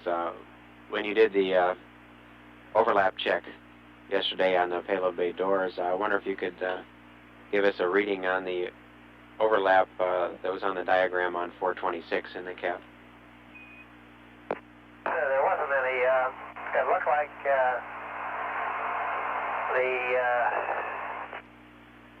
just a minute, let me check my notes. Okay, Pinky, basically they were, all the latches, best we could tell, were coming in on pretty much the no deflection trajectory, although the latches, number 12 through 16, were the first ones in, and they were going to intersect right at point alpha. The forward latches, number 1 through 4, were coming in. They were still up from where the aft latches were, but their trajectory would have intercepted that horizontal leg about a third of the way from A to B. Is that understandable? Roger, Gordo, that's a good description. Thanks a lot. And Columbia, Houston, don't know if you've gotten a chance to read the PGU temps. Today we'd like to get an idea of how those have been running. Turn you over to the gardener and he'll read them to you. Okay, thanks. Okay, here's another episode in a story of old Jack and the Beanstalk. Which one does he want? Just the last one, or I've got probably a couple? We'd like them both, Jack, please. Say again? We'd like both the morning and afternoon. Okay, this one is a 1/2145. All the lights were in the right configurations. The temperatures were starting with number 7, 22.7, 22.6, 22.3, 22.5, 23.0, and 23.8. The one I just read a while ago was day 2/4 hours and 15 minutes. All the lights were the way they ought to be. Temperature starting with number 7 are 26.0, 26.1, 25.8, 25.8, 26.4, 27.4. Over. Okay, Jack, we copy all that. Thanks a lot. For Gordo, with the stuck cassette in the VTR, you can go ahead and take the scissors and cut that tape if you need it to get it out of the VTR. Over. Okay, I'd hate to cut it and then have a little piece still stuck in there. I'll have a look. Roger that. And we're 30 seconds LOS. And Yargity is next at 5+11. And Jack, just a reminder, we're going to be wanting to troubleshoot the speaker box on the aft flight deck later on. Over. Okay. This is Shuttle Control. Botswana has loss of signal with Columbia. Spacecraft moving out now over the Indian Ocean. toward the tracking station in Yargady, Australia. Acquisition there in 13 minutes. At 2 days, 4 hours, 58 minutes, mission elapsed time. This is Shuttle Control, Houston. Columbia, Houston through Yargady for 6 minutes. Houston.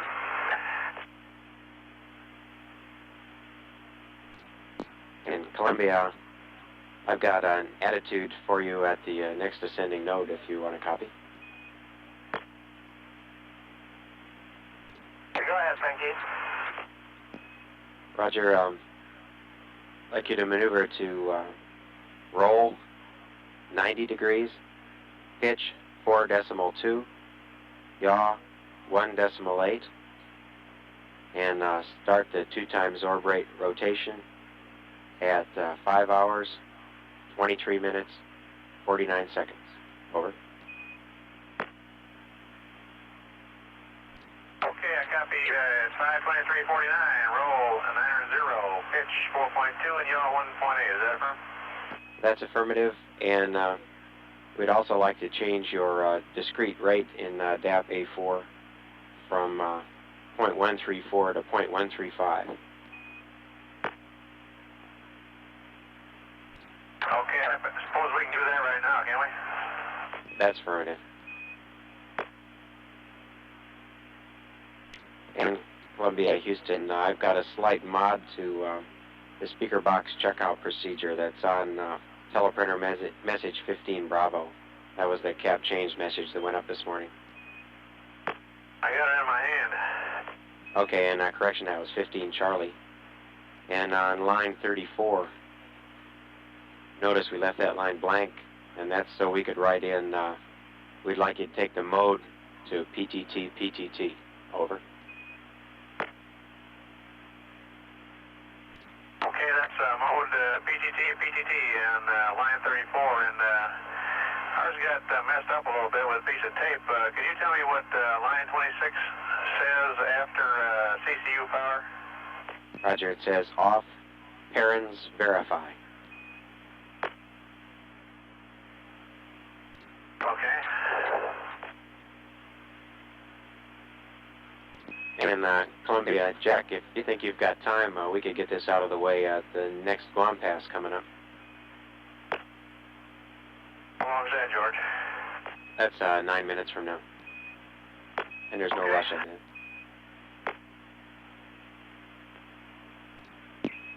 Columbia, Houston, 50 seconds to go. Guam is next at 5+23. And for Gordo, did you have any luck with the tape in the VTR?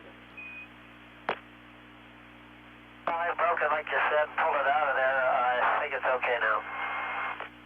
And Pinky, our ascending node has changed.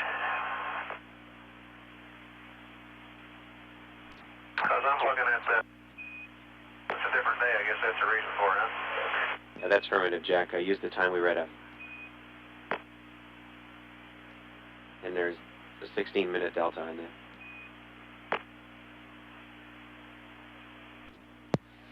This is Shuttle Control. Yargady has loss of signal. On this orbit, Guam is next in 6 minutes. At 2 days, 5 hours, 18 minutes, mission elapsed time. This is Shuttle Control, Houston.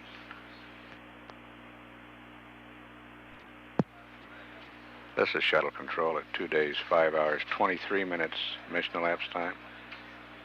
Shuttle orbiter is approaching acquisition through Guam and just beginning its 37th orbit. Columbia, Houston with you through Guam for 6 minutes. Okay, through Guam, looks like we got the rotation going, and go ahead with the speaker. Roger, Jack. Columbia, Houston, Jack, if you're ready to adjust the speaker volume, I can give you a long count. No, I'm not ready.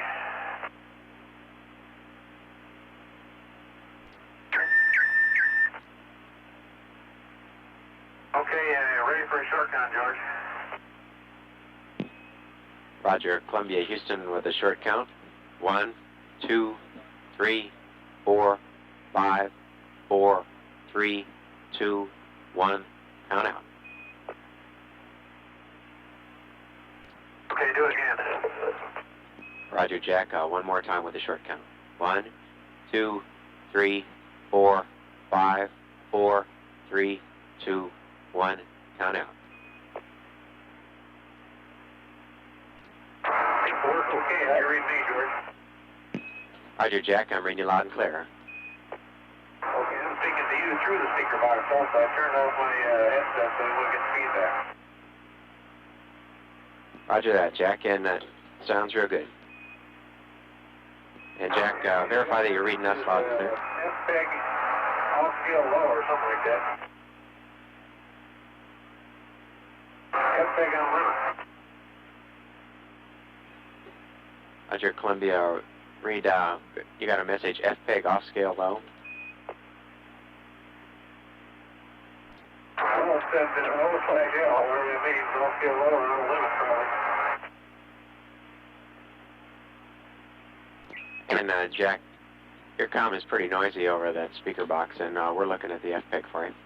Say again about the speaker box? Roger, your comm is a little scratchy over the speaker box. Can you describe the quality of ours? Yeah, the quality of yours is acceptable. I'd say pretty good. And Jack, that's good news. And did you have to cycle the circuit breaker to get it back? No, the circuit breaker was in. Okay, thank you. The only switch I moved was the CCU power on the old station. It was on, so maybe that's the secret. Okay, we copy the CCU power was on.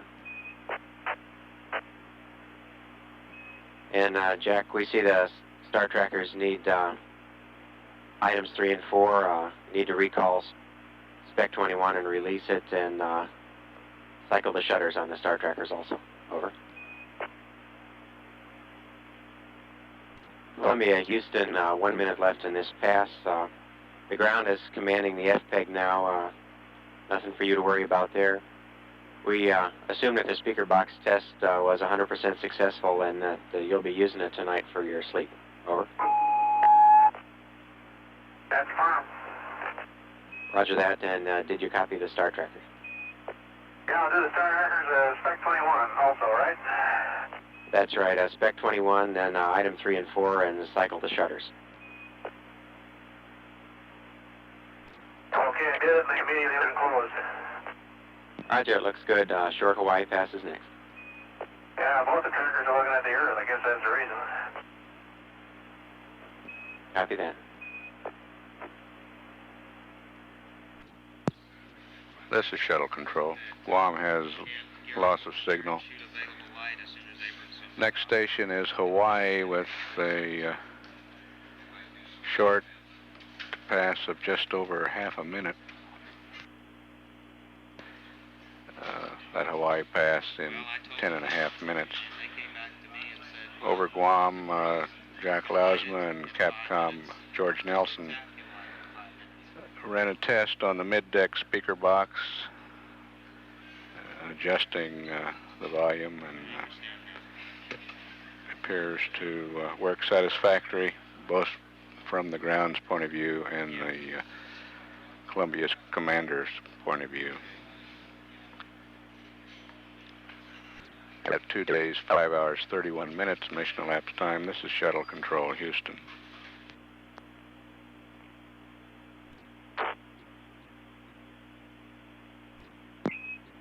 Columbia, Houston through Hawaii.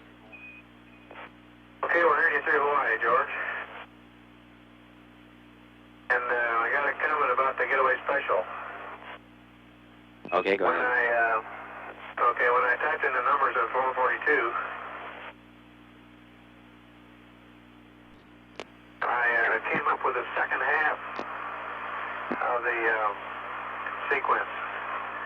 So apparently, at some time in the past, we have done the first part of the sequence and were instructed to wait 10 minutes and forgot about it.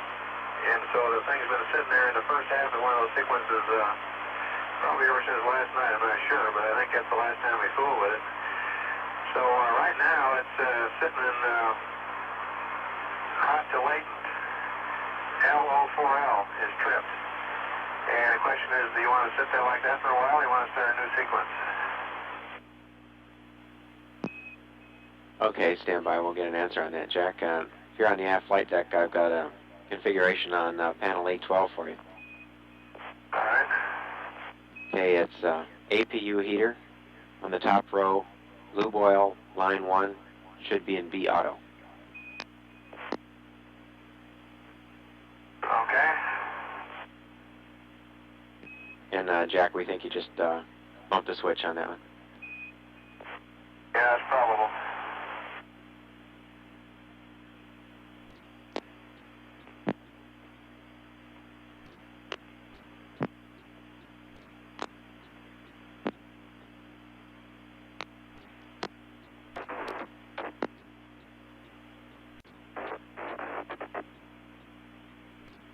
Columbia, we're 30 seconds LOS. Buckhorn is at 46, and we'll get you an answer on the gas there. Okay, my guess is if you look on page 4-20, that was last night, that I did the first half of that, and didn't do the second half by having to wait 10 minutes, and that's the problem that we identified before this all happened about this waiting 10 minutes. Yeah, I agree, Jack.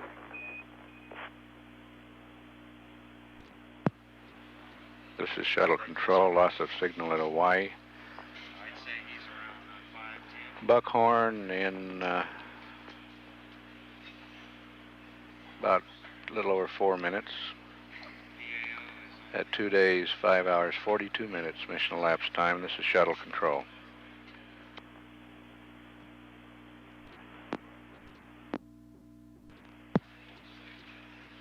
This is Shuttle Control at 2 days, 5 hours, 45 minutes mission elapsed time. Botswana will acquire Columbia in about 15 seconds. Columbia, Houston with you over the States. Okay, go ahead, George. Roger, Jack. On the gas, we'd like to back up and review the bidding on that one. So if you could give us a summary of what you think's happened in the last day, then we could sync up on that. Okay, I think last night on page 4-29, I did the first half of that, and got distracted, and did not do the second half. So it's been sitting there waiting to do the second half all night until now. Okay, Jack, thanks. And that's a write-in, of course, and that's what we were saying before flight about all these last-minute changes, and it just goes to show you what happens. Yeah, we agree with you, Jay. They, just for a little bit of ease in reducing data or something, they might win the battle but lose the war. I know you're not responsible for it, George. But you probably remember our conversation. Sure do, Jack. I didn't do that on purpose either. George, you want us to turn off the display switch on the OSS command status display panel just to save the red letters?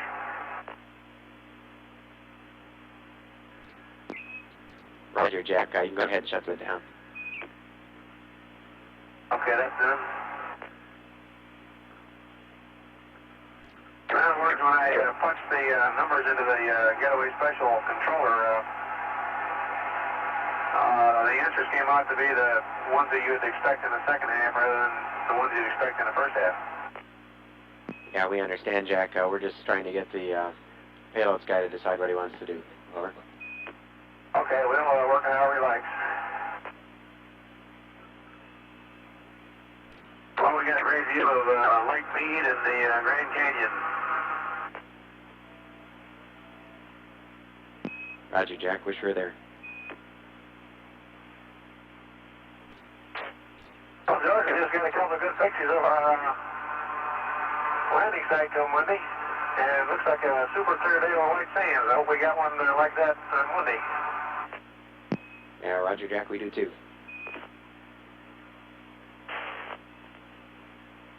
In Columbia, we're 30 seconds from a 1 minute LOS over the States.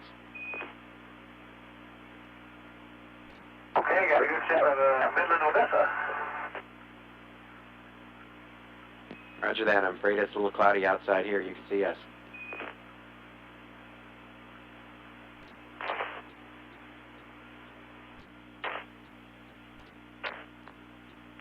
Looks like it might be a little overcast in Houston today, George.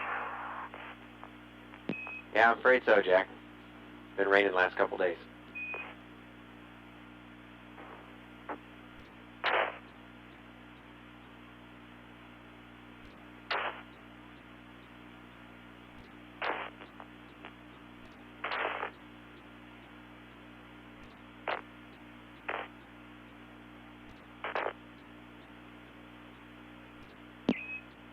Columbia, Houston, we're 1 minute to LOS. Botswana is next at 6+28. And a reminder, we're looking forward to TV of the Bees and Moss coming up, and I'd like to see how Gordo's doing in his suit on. Okay.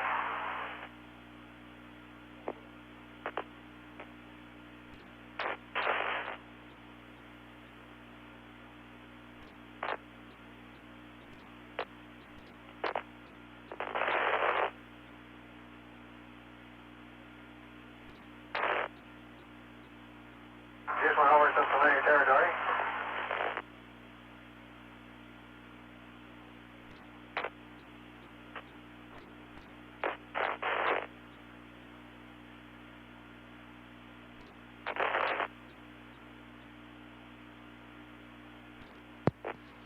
This is Shuttle Control.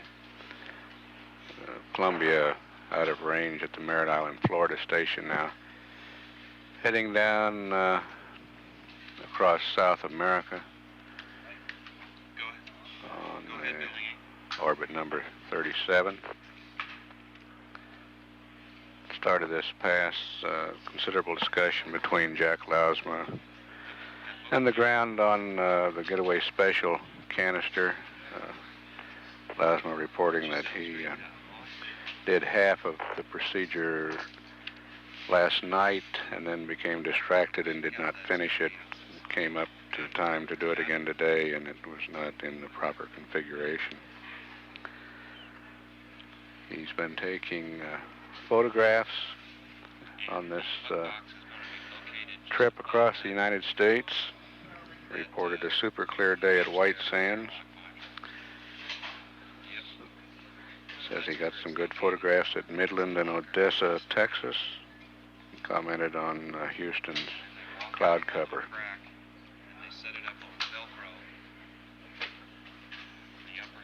Next station is Botswana in 24 minutes.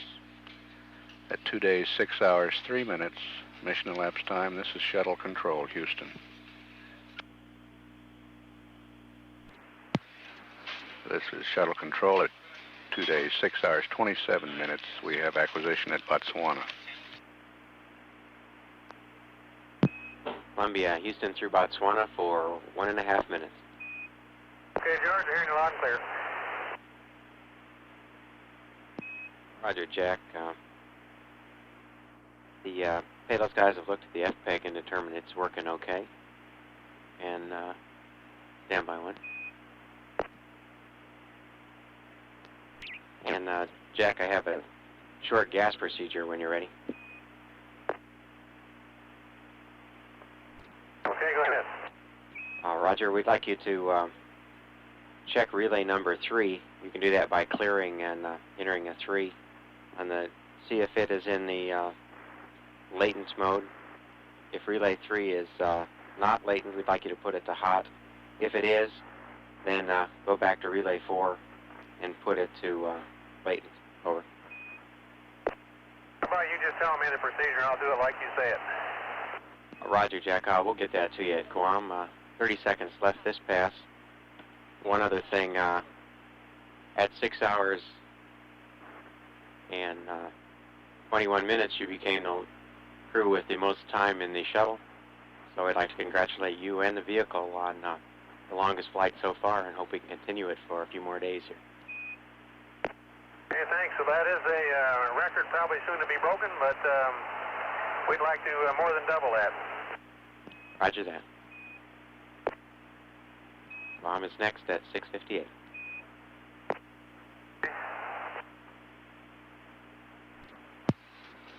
This is shuttle control.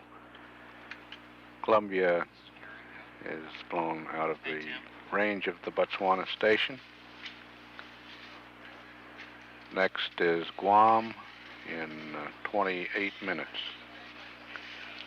Capcom passed up procedure for the getaway special during this short pass, and also congratulated the crew for becoming the crew with the most time in the Space Shuttle orbiter, exceeding that record at 2 days, 6 hours, 21 minutes. At 2 days, 6 hours, 30 minutes, this is Shuttle Control, Houston.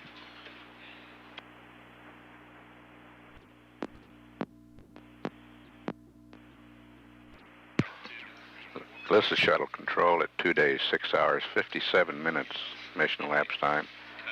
Columbia has started its 38th orbit and is 30 seconds away from acquisition through Guam.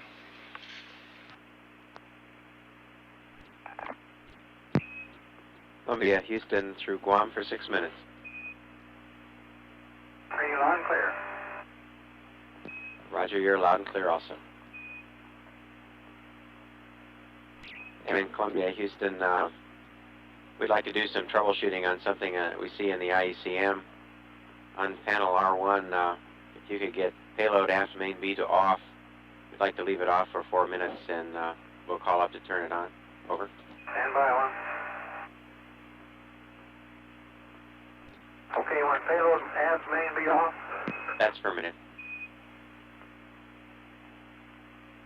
It's off. Okay, thank you. And Jack, I have the gas procedure when you're ready. Stand by, one. Okay, you just going to read it while I do it? Yeah, it's pretty straightforward.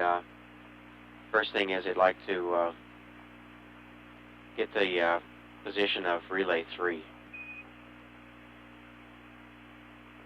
Okay, I've got it cleared. What's next? Okay, if you'll enter a 03, we can see what the current state of relay 3 is. We already got it cleared. What's next? Roger, Jack, we'd like to put enter relay 03 to see what state that is in. Okay, what you need to do is read me the procedure. Okay, I give an A03L. Roger, thank you. Now you can clear again. Okay, Now enter a 04. go ahead. Roger, Jack, now you can enter a 04. Okay, Houston, how do you read, Jack? Okay, loud and clear now, George. Go ahead. Okay, I'd like you to enter 04 on the hand controller. Okay. Try to enter 04. You got A04 Lima. Roger, and then we need an OS. Copy. That should give you a P04H. That gave me an A04 Lima. Okay, now we need to push the O/S key. Read me, George. Loud and clear, Jack. Okay, I did a 04, and that gave me an A04 Lima. Roger that, Jack, and now we need to push the O/S key. Okay, I did that, nothing happened. Roger, Jack, we're 1 minute LOS, and plan is to hit the OS key again that should give you a P04H, and then the enter key, and that should give you an H04H. Over. Okay, tell me what the punch again. Roger, Jack, we'll forget the gas for a while. We need to get payload aft main B to on again. And one more note, the water dump that's coming up will be tank Bravo, and that's at 30%. Over. Payload aft main B is on, and 30% on tank B. Roger, Jack, and I go in LOS, and we're all set for watching the TV over the States. Over. Okay. This is shuttle control. Guam has loss of signal. Columbia misses Hawaii on this orbit.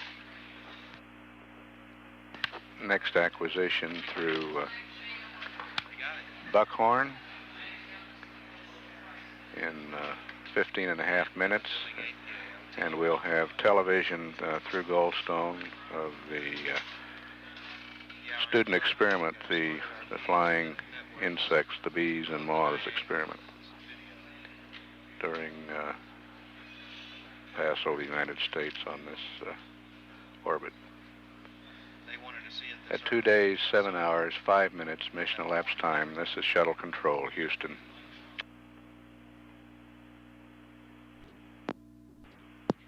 This is shuttle control at 2 days, 7 hours, 19 minutes mission elapsed time.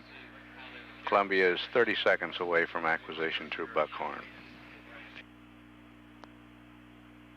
Columbia, Houston is with you through the States. Over. Okay, George, make it on clear. Yeah, you're the same, and we're looking forward to the bees and moths. Okay, we're just getting her set up. Give us about how long a pass have we got for them? Roger, 6 minutes, Gordo. Yeah, we'll be ready about 2. Roger that.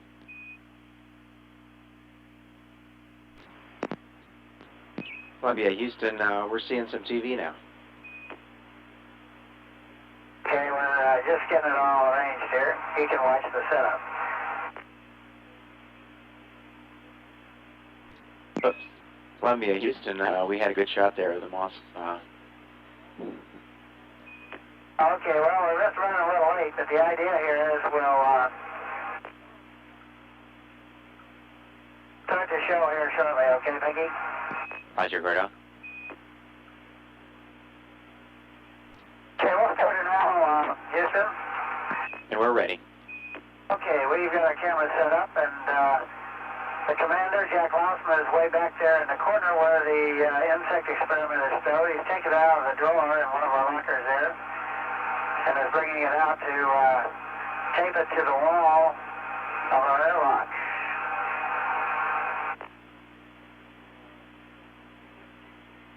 As you can see, there's lots of action in the box.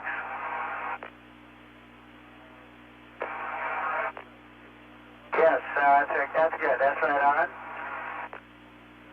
Houston, are you selecting cameras as desired there? Roger, Gordo, we've got a close-up of the box now.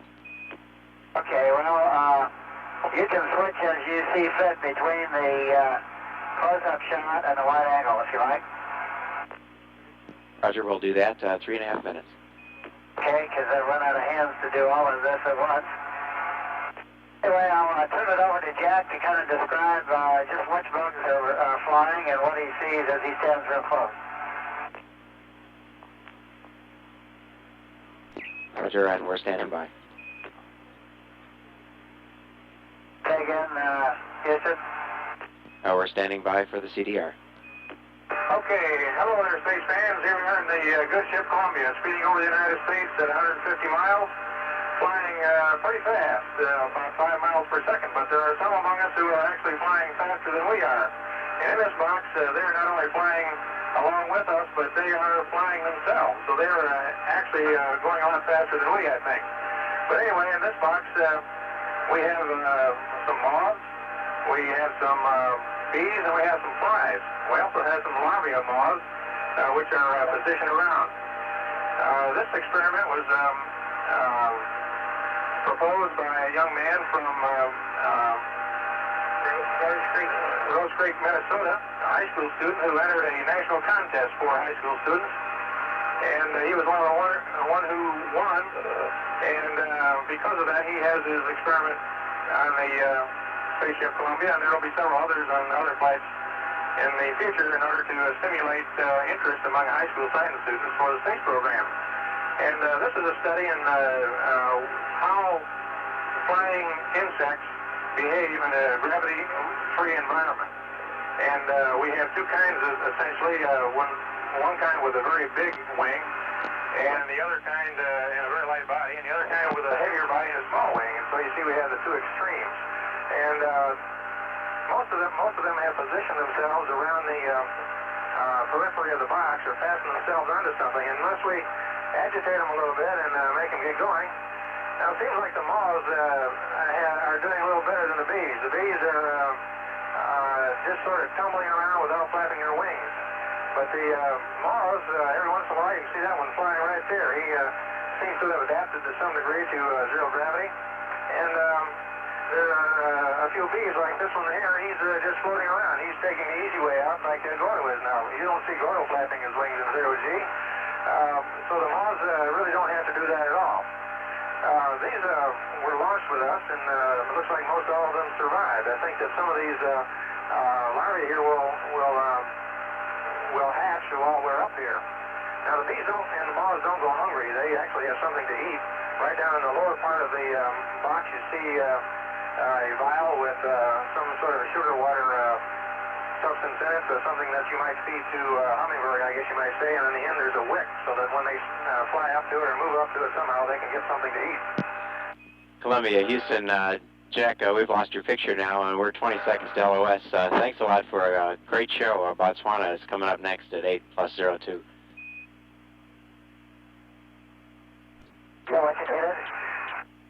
Yeah, thanks a lot, Colonel. We're really stumbling here because I did go ahead and do the suit donned off, and I was still getting... Roger, we copy, and that's good work.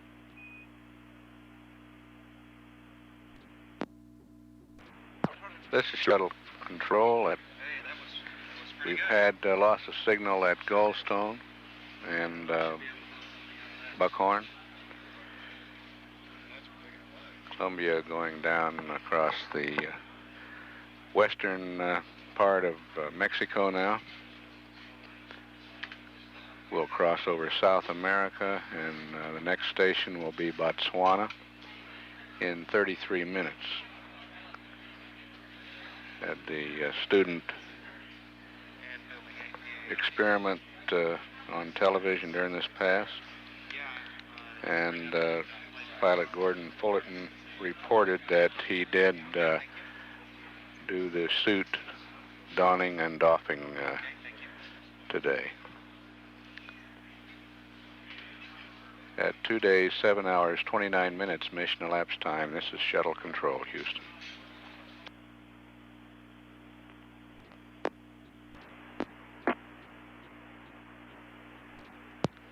This is Shuttle Control at 2 days, 8 hours, 1 minute mission elapsed time.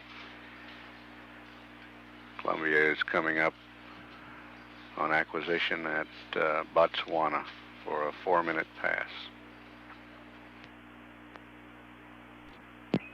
Columbia, Houston through Botswana for 4 minutes with no messages while you're looking for the beam. Okay, well, I got news for you. You might as well give us some messages, because at the time we secured the last operation, it was too late to get into the VCAP business. However, we'd like to do it on the next night pass. Okay, we copy that, Jack.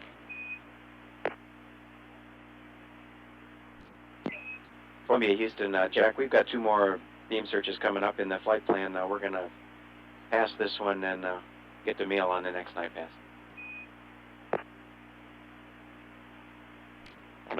Columbia, Houston, for Gordo, we're thinking about trying to pick up the backup cradle test when we stow the RMS, if that's agreeable with you. Tonight, yeah, that should be okay. Okay, that sounds good. We just had two S-76 comm messages, unexplained. No good reason on Spec 76. Roger, we copy that. Columbia, Houston, Gordo, that might be associated with the VTR if you're using that now. I am. Roger, Gordo, then it's the same thing we saw yesterday and you can disregard. Okay. That TV patch come out down here, George? Came out just great, Jack. Was the lighting okay? Just great. And Jack, while we've got a chance for to talk here, the cleanup on the gas from what we heard on the last pass, if you'll just go to page 442 in the cap, go through the procedure that's on that page without waiting the 10 minutes between the cycles. That should clean things up for us for tomorrow. Over. Okay, I'll do the procedure in 442. Thank you. Roger, a reminder, you do not have to wait 10 minutes on that one. Okay, thanks. Not that I mind waiting, it's just that I got other things to do and I get distracted and forget. Yeah, I understand. In Columbia, we're 30 seconds to LOS. Hawaii is next at 8+48. Okay, 48. This is Shuttle Control. Columbia is out of range at Botswana. Next station is Hawaii in 42.5 minutes. Columbia's commander, Jack Lausma, reported here that by the time they had stowed the student experiment, they had progressed into the night side too far to start the VCAP beam search on this night side of the orbit.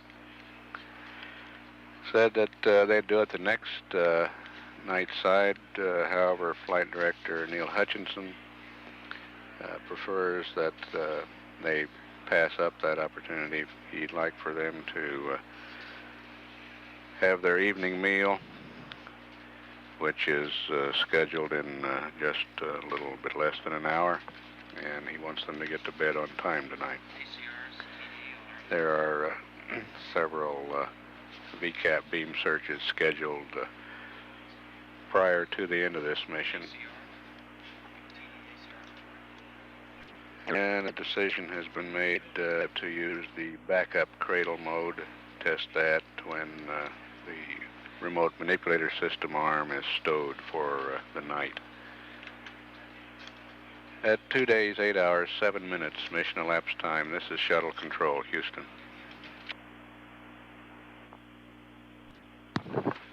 This is Shuttle Control at 2 days, 8 hours, 27 minutes, mission elapsed time. Columbia is out over the Indian Ocean. Still 21 minutes away from acquisition at Hawaii. Flight Director Neil Hutchinson estimates his change of shift briefing for 8:30 p.m. Central Standard Time in room 135 at the JSC News Center. Estimated time for the change of shift briefing, 8:30 p.m. Central Standard Time. This is Shuttle Control. Columbia, Houston through Hawaii for about 2.5 minutes, over. Hello there, George. We thought we'd be hearing from you. How are you doing? Real good, Jack, and you're loud and clear. And Jack, we sent a teleprinter message up about 2 hours ago. We'd like to have you take a look at that for us. Okay, I'll do that. And you can do that LOS. One other thing is we're going to stop recording voice after the Santiago pass that's coming up. Okay. I did the cold case set of steps there, and next thing looks like is terminate the cryo tank thermal test. Roger, Jack. And we just soon go ahead and do the VCAP visual out there if you give us the go for it, because we do have time and we don't want to miss it. Roger, Jack. That was scheduled to go along with the water dump you were doing, and right now we just soon have you make yourselves a meal and have a good meal so we can get to bed on time tonight. We got a full day planned for tomorrow. How about the water dump, though? We don't want us to make it anyway, or what? Roger, Jack. Your go to go ahead and do the water dump, and really your call on VCAP coming up overnight pass here. If you think you can do it, you have to go.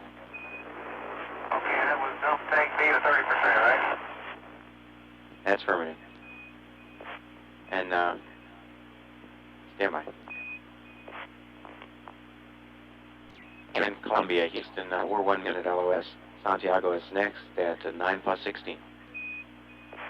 Okay, did you tell me 30% on the water dump? That's affirmative, 30%. Okay, thank you, George. Roger, and we'll see you at Santiago.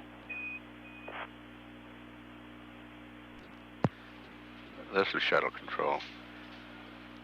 Hawaii has loss of signal.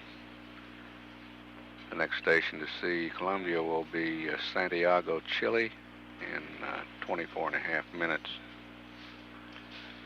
Crew was given a go on this pass to conduct the VCAP beam search during the next night period at their option. Columbia will see the night side of this orbit in 18 minutes, beginning prior to the Santiago pass. At 2 days, 8 hours, 51 minutes mission elapsed time, this is shuttle control, Houston. Yeah, I just want to make sure all four of them work. I'll go in there and range them and clean them up and all that.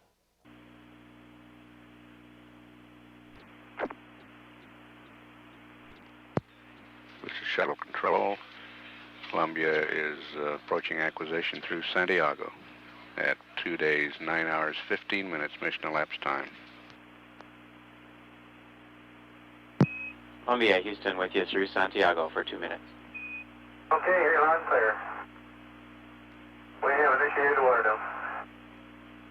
Roger, copy, and are you doing the VCAP beam search?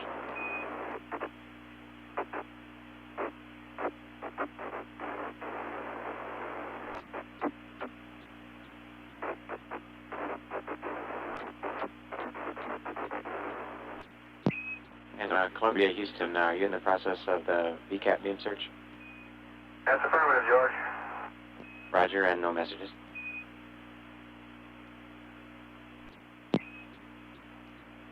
Columbia, Houston, LOS in 30 seconds. Reminder, we're going to stop recording ICOM voice after this pass, and Botswana is next at 9 plus 35. Okay. This is shuttle control. Santiago has loss of signal. Botswana is the next station in 17 minutes. Crew is in the process of doing the VCAP beam search at this time. Another 26 minutes of night left in this orbit. At 2 days, 9 hours, 18 minutes mission elapsed time. This is shuttle control, Houston.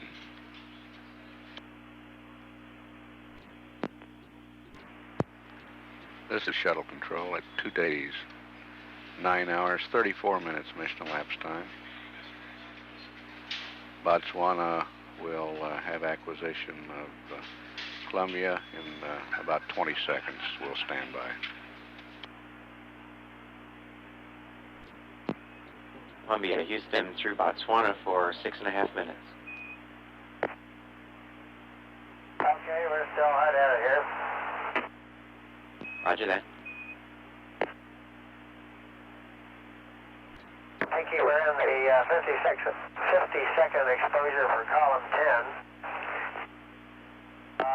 Looks like you can see a little hint of stuff squirting up out of the F-peg. It's only visible for about a foot or two on TV and not at all naked eye. Okay, Gordo, we copy. Right now it just seems to be going straight up. Roger, Gordo, and the VCAP folks are interested in the color. If you could use camera Delta for the rest of the observations. Okay, you want me? I've been doing the advertised ones for numbers 11, 12, and 13. You want the D camera, is that right? That's affirmative. All right. Columbia, Houston, 1 minute LOS.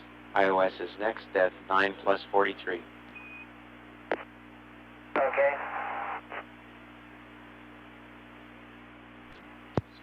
This is shuttle control.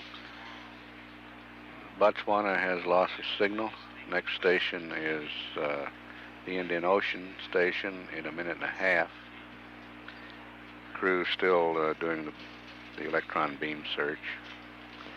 Columbia is 2 minutes 10 seconds away from its sunrise on this orbit. We'll stand by at 2 days, 9 hours, 42 minutes mission elapsed time for acquisition through the Indian Ocean station.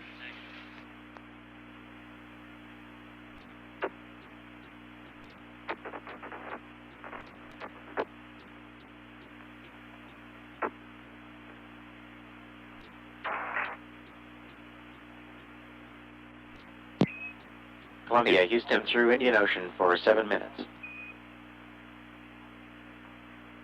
Okay, we just got down to the last column, number 13. There's a hint of sunrise there. Start lighting things up.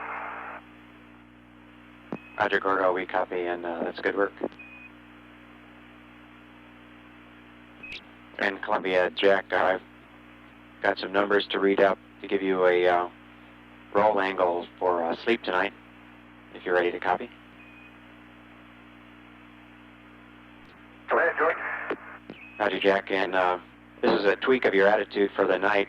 Puts us about 5 degrees ahead in roll with the small mismatch that we've got. It'll bring us through even in the middle of the night and leave us about 5 degrees behind it in the morning, so we won't need another tweak.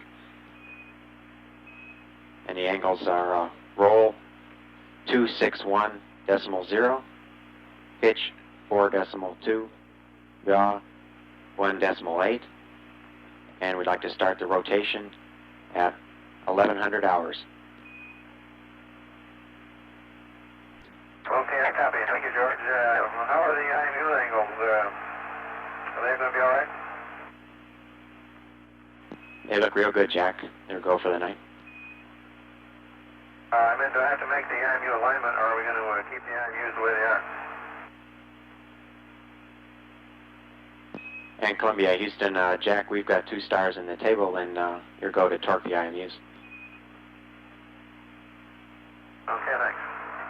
And those are stars 36 and 12, Jack. Okay, I'll terminate out with some star trackers then. Roger.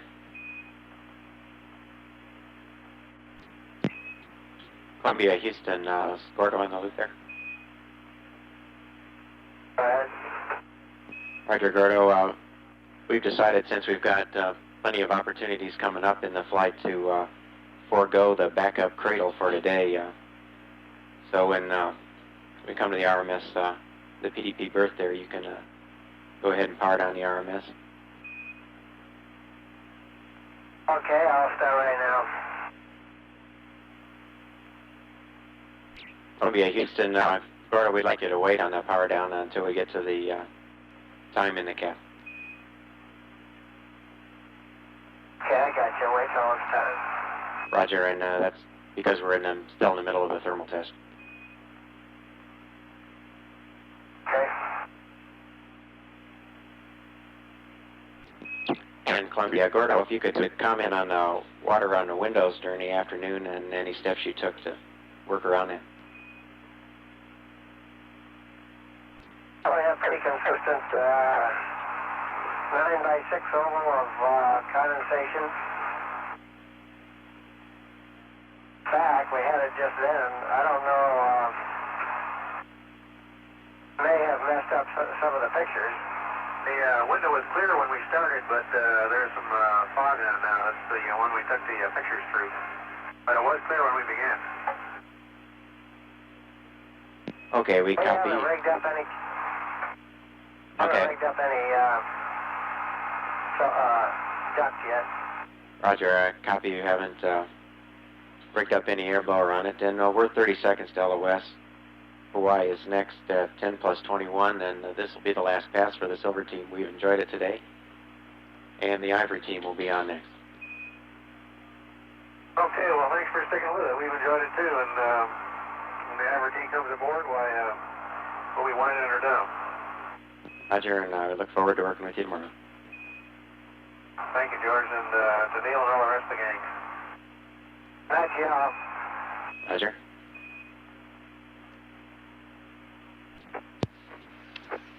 This is Shuttle Control. Columbia is out of range at the Indian Ocean Station now. Next acquisition through Hawaii in 29 minutes. Shift handover will take place here in the control center shortly with Flight Director Neil Hutchinson and the Silver team of flight controllers handing over to Flight Director Tom Holloway and the Ivory team. The change of shift news conference is estimated for 8:30 p.m. Central Standard Time in room 135 of the JSC News Center. 8:30 p.m. Central Standard Time in the JSC News Center. At 2 days, 9 hours, 52 minutes, mission elapsed time, this is Shuttle Control, Houston.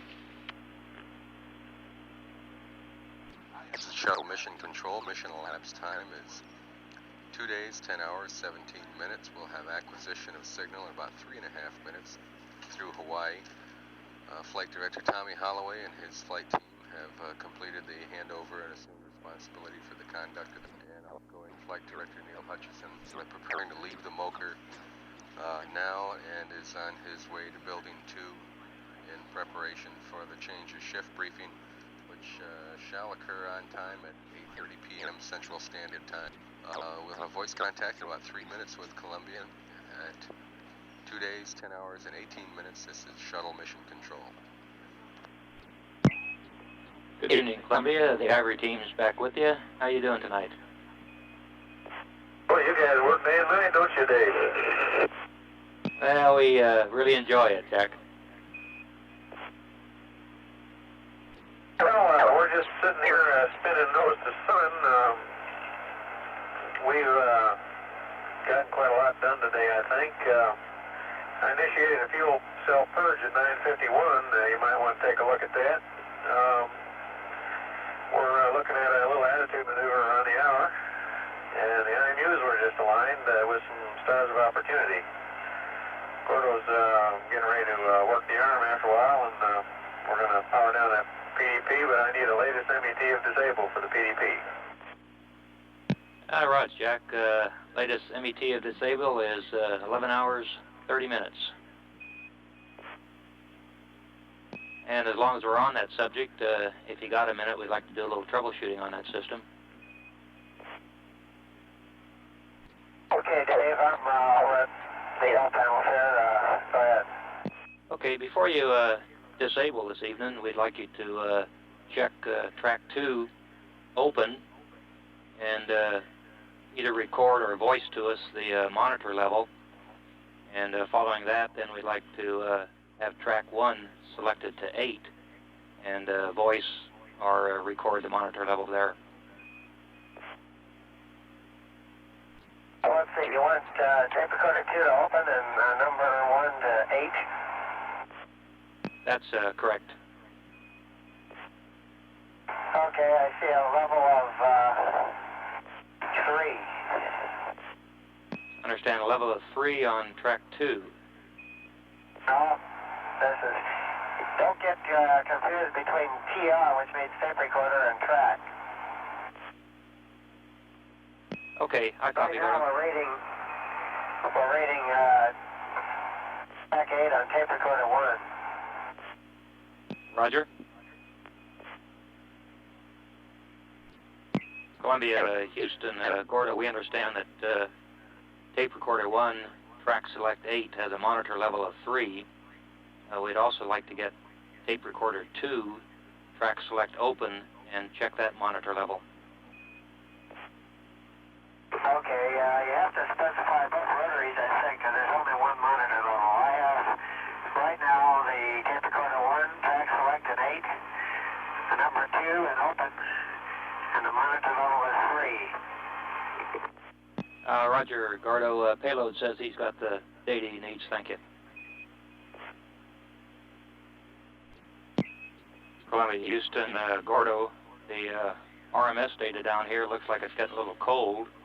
You can probably anticipate C&W here shortly.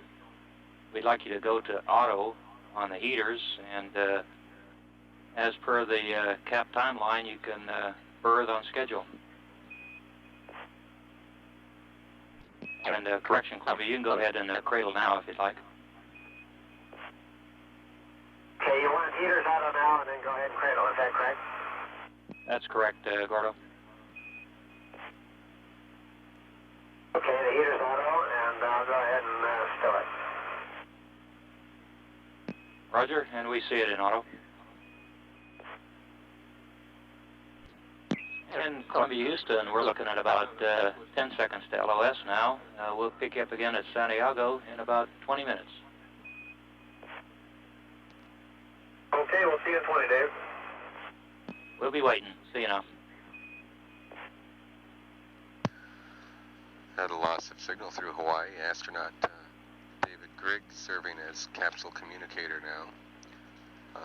During that pass, the crew was advised that they might expect a C&W, caution and warning alarm due to cold temperatures on the remote manipulator system, which is of course an artifact of the vehicle being in a nose-to-sun configuration, and the resultant cooling occurring on that portion of the vehicle.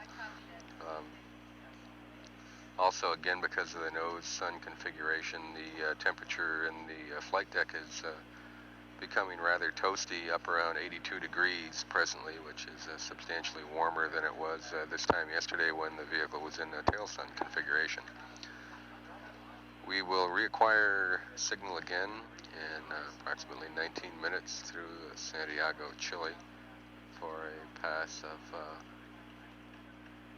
5.5 minutes duration. Mission elapsed time is now 2 days, 10 hours, 29 minutes. This is Shuttle Mission Control. Columbia, Houston, with you through Santiago for about 6 minutes. Okay, Dave, we got you loud and clear. Arm is put to rest, stowed and locked up for the night. Okay, Gordo, that sounds good, and I apologize for my misunderstanding on the OSS-1 recorder. I've had my head screwed on straight since I last talked to you. Oh, that's not a very straightforward system. Like many others, I'm sure. How's the weather down there today? Weather's nice here at Johnson. Let me check what it's looking like at the other places here for you. We happen to be above the highest tops up here. Occasional undercast below, but no turbulence. Okay, we understand that, PIREP, and weather generally looks pretty good at all sites. Okay. And Columbia, Houston, Gordo, let me tax your memory here if I could. When you did the TV session showing the particulate emanation from the aft portion of the vehicle, We'd like to know if you had any of the payload bay lights on at that time. And then Jack may have mentioned this, but the EEVT, we've done, I guess, 5 out of the 8 samples now, and hasn't leaked a drop, and has hit all the numbers with the one exception we talked about earlier, as far as temperatures and currents and voltages and whatever, and kind of like the tape recorder and the camera's working. I'm hoping we got some good data for them. Sounds good, Gordo. It sounds like you're really enjoying the day's ops up there. Let me pass something to you for the nighttime configuration, if I could. Okay. Okay, I think you were briefed earlier today about the N2 system's thermal responses. We're still not concerned about it, but what we would like to do is, prior to sleep tonight, we'd like to take N2 System 2 supply to off and just run on System 1 this evening. Do it right now? No, let's do it just before sleep or at some time at your convenience, Gordo. There's no rush on it. Say the one you want to get into system supply, number 1. We'd like N2 System 2 off. Okay, into system number 2 supply will go off. Raj. And in the last minute and 30 I got here before LOS, on the CRT configuration for the evening, Jack, what you can do is configure 1 to standby, and then if required in the evening it'll be available for you when you turn it on. And then if desired, you can turn the illumination down, and by using this procedure you avoid any alarms. Well, we've been doing that, and when I go from standby to on, of course, I look at it, nothing happens. But then when I go back to standby, it gives me a idle error CRT. Okay, Jack, the problem there is when you go back to standby, you'll get the alarm. What we're suggesting is that once you turn it on, go ahead and just leave it on, but turn the brightness control down on it so it doesn't bother you.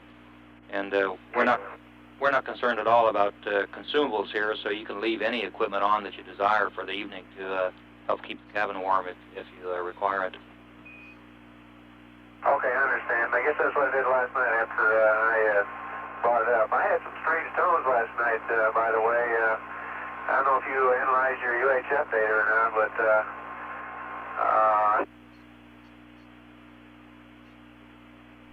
over around 1 or UHF. The only way I could get them off was ICOM. It was a buzzing sound that lasted about a second every 15 seconds for a short period of time. Okay, Jack, we're a couple seconds to LOS. We'll pick up the conversation next time at Botswana. All right. This shuttle mission control, we are in a 16-minute loss of signal gap here between Santiago and Botswana. During that pass, Columbia pilot Gordon Fullerton reported that they had a very nominal experience stowing the remote manipulator system. Went in Colonel Fullerton's words, it went perfectly by the book, just like in the simulator. Also reported that 5 of the 8 required samples for the electrophoresis experiment have now been acquired. The crew was instructed to close the gaseous nitrogen system number 2, part of the cabin pressurization system, and Jack Lausmo was advised to operate the cathode ray tube displays this evening by turning the illumination on the tubes up and down rather than to turn them on and off, or to turn them on from on to standby, which produces an alarm system on board. And the crew's the flight control team's advice is to use the illumination knob to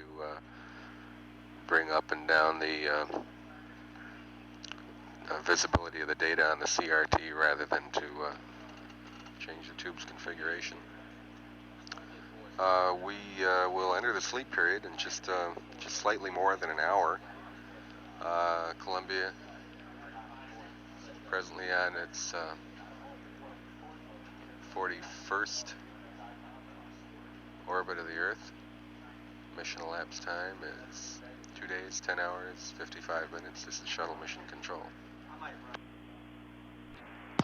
This is Shuttle Mission Control.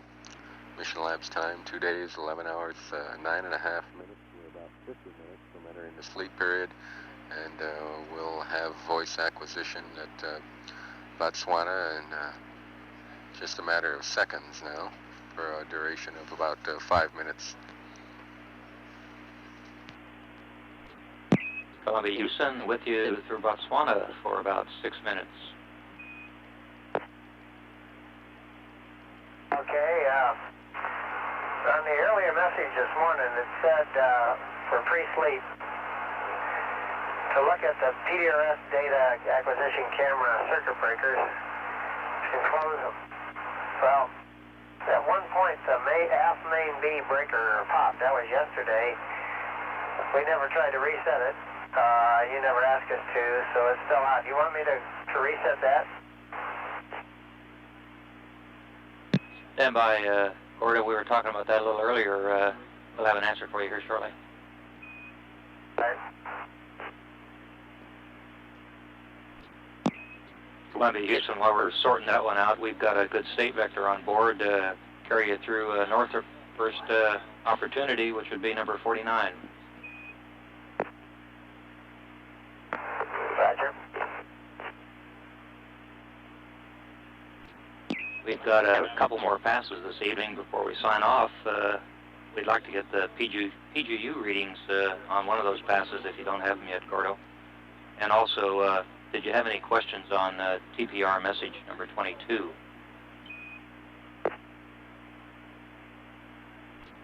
I don't have any questions about it, Dave. I just looked at the tape recorder or the teleprinter and I just received the message. Okay, we copy. Thank you. Are you ready to copy the PGU numbers? Roger, go ahead, Gordo. An MET of 2 days, 10 hours. Our light was on. Chamber temps were 26.2, 26.2, 26.0, 26.0, 26.5, 27.4. Temp warning light was off. The lamp status was on. Record fault light off. Over. Roger, Columbia, we copied all that. 100 in the outer quarters are not on right now, but we'll be again in the morning. Is that right? That's correct, Jack. They'll be on again in the morning, and we'll be looking at them then. Relative to the circuit breaker that's popped, we'd like to look at it when we have data, and it looks like the best time would be at iOS, which is coming up in a couple of minutes after we finish this pass. All right.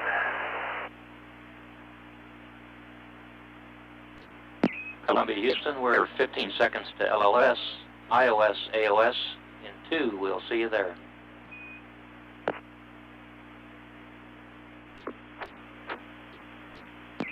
Columbia Houston with you to Indy for about 6 minutes, and we're ready on that circuit breaker if you'd like to reset it.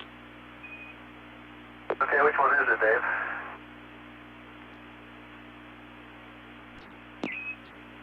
It's the one that was popped. Jack, let me get the correct nomenclature for you. Stand by. Oh, it's a mid back half main B, probably. That's correct, Jack. DAC, aft, main B, circuit breaker is the one that was popped. Okay, reset it. Raj, we're looking. Go ahead and reset. Mark is reset. Roger.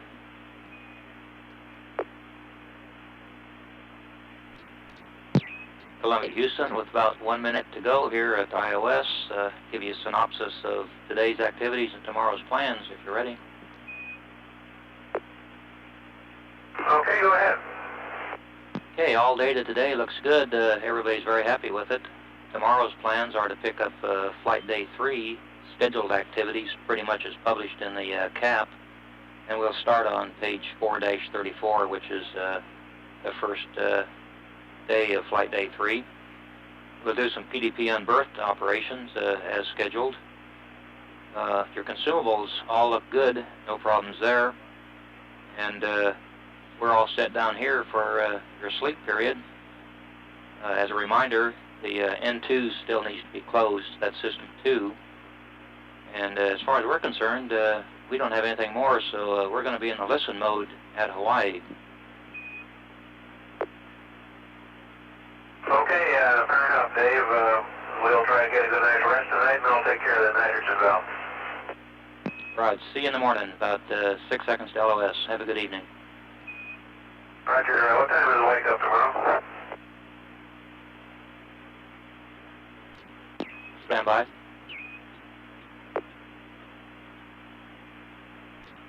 Columbia, Houston, wake up will be 8 hours from sleep. Okay.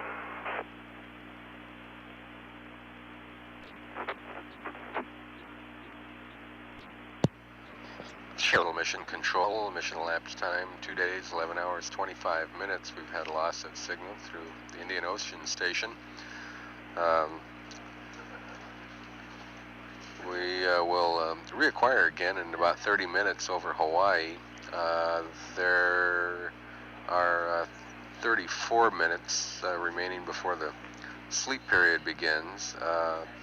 However, Capcom David Griggs advised the crew that Mission Control does not plan to initiate any communication with the crew over Hawaii, although that the crew has the option to, of course, do that, and there are technically about 4 minutes of communication time available before the sleep period regimen begins, and the crew are, at this point, would be involved in some pre-sleep activity, which in part involves closing down the gaseous nitrogen system number 2, as the flight control team advised, and configuring cabin lighting, cathode ray tube displays, putting up window shades over the flight deck windows, and configuring alarms and timers on the flight deck. Temperature in the flight deck is still comparatively warm, 81 degrees, and steady, which is again warmer than it had been previously, and again is a reflection of the nose to sun attitude that the vehicle is in, and which will remain to be that attitude throughout the sleep period. Humidity in the flight deck is 41% and steady. 8-hour sleep period tonight, and the crew is instructed to begin tomorrow's activities with the crew activity plan.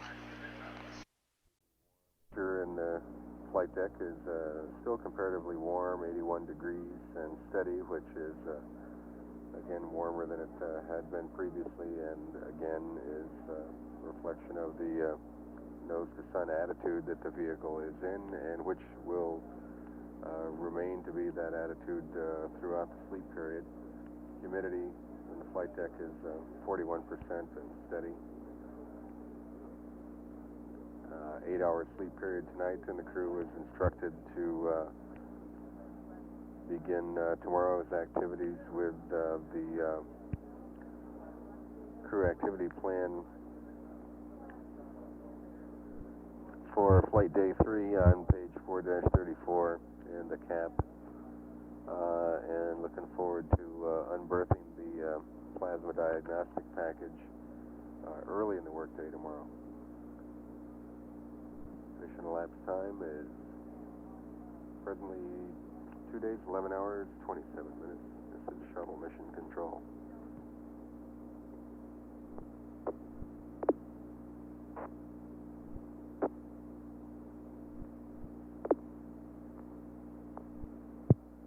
Shuttle Mission Control. We've had loss of signal through the Hawaii tracking station with that pass completed without voice communication with the crew, and we have now entered their sleep period. Data acquisition during that pass was analyzed by the flight control team. Flight Director Tommy Holloway went around the room and got assurances from each of the console positions that the data indicated a healthy spacecraft. And we are going to be in the loss of signal period for about 20 minutes before we pick up the ground track again at Santiago, Chile. And of course, while there will be no voice contact, barring anomalies during this period, why the Columbia will continue to downlink telemeter data to those ground stations, which will be relayed to the control center here. So throughout the night, the flight control team will be monitoring the health and well-being of Space Shuttle systems on board. The mission elapsed time is 2 days, 12 hours, and 2 minutes. Astronauts Lausman and Fullerton now in their sleep period after having completed their 3rd day in space, making STS-3 presently the longest duration of any of these 3 space flights of the Space Shuttle Columbia. This is Shuttle Mission Control.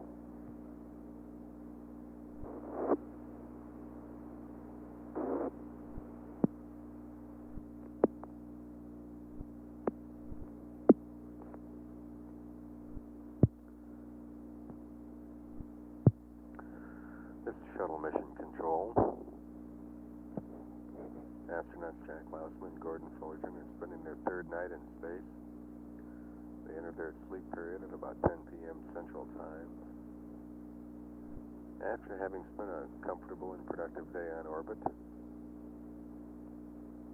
Columbia is now in its 42nd orbit of the Earth, and we are about 50 minutes away from acquiring signal again in a rather long loss of signal period. Of course, the flight control team continues to monitor telemetry as the vehicle passes over the ground station, and the crew is expected to be rested and refreshed in the morning and ready to tackle what is certain to be a full and ambitious day of crew activities. Mission elapsed time is 2 days, 13 hours, and 6 minutes. This is Shuttle Mission Control.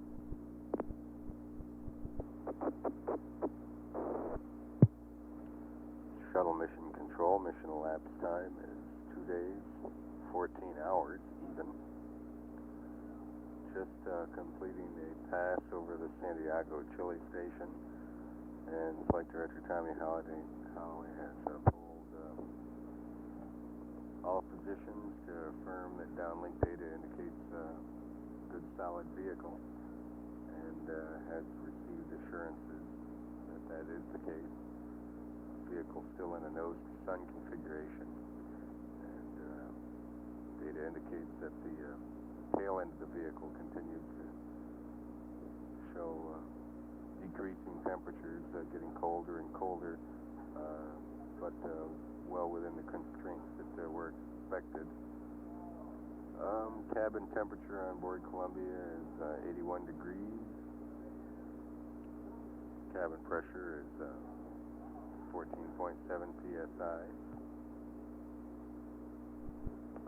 Fuel cells are putting out a total of 12.7 kilowatts. And we have just approximately 6 hours remaining in the sleep period for astronauts Lausman and Fullerton. We'll have acquisition of signal again in about 8.5 minutes at Ascension Island. And the downlink data will continue to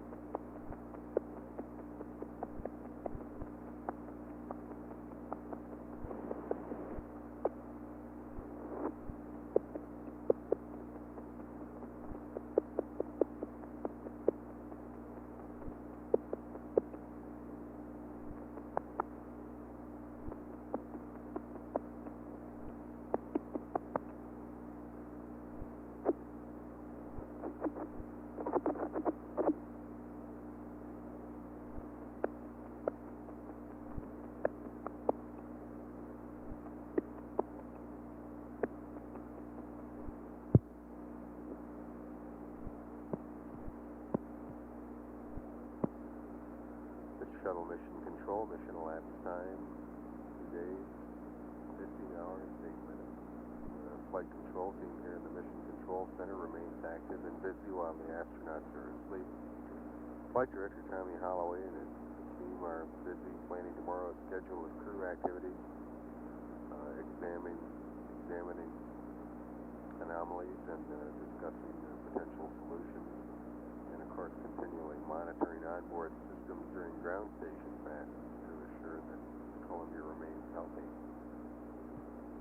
Meanwhile, astronauts Jack Lousman and Gordon Fullerton are having an apparently restful night undisturbed by alarms or caution warning signals. Slightly less than 5 hours remaining in the sleep period in shuttle mission control.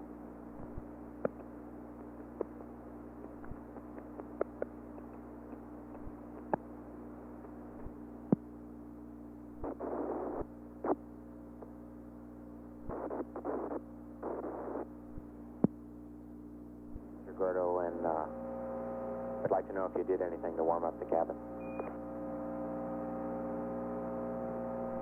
No, we didn't do anything to warm up the cabin. I didn't want to put the other water loop on because I was afraid I'd wake up Gordo whenever I turn the CRT down.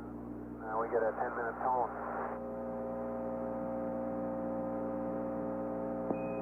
Roger, we copy. However, we have left the cabin heat exchanger pinned full hot, and as I recall, the interchanger flow was a max as I left it last. Can you confirm that? Roger, Jack, we'll look into it. And we can confirm that, Jack. Okay, so it looks like the only thing left is either to leave out the window shades, and that makes it kind of hard to sleep, or get the other water loop up. But maybe this no sun will make a warmer cabin, we'll see. Roger, Jack, let's hope so.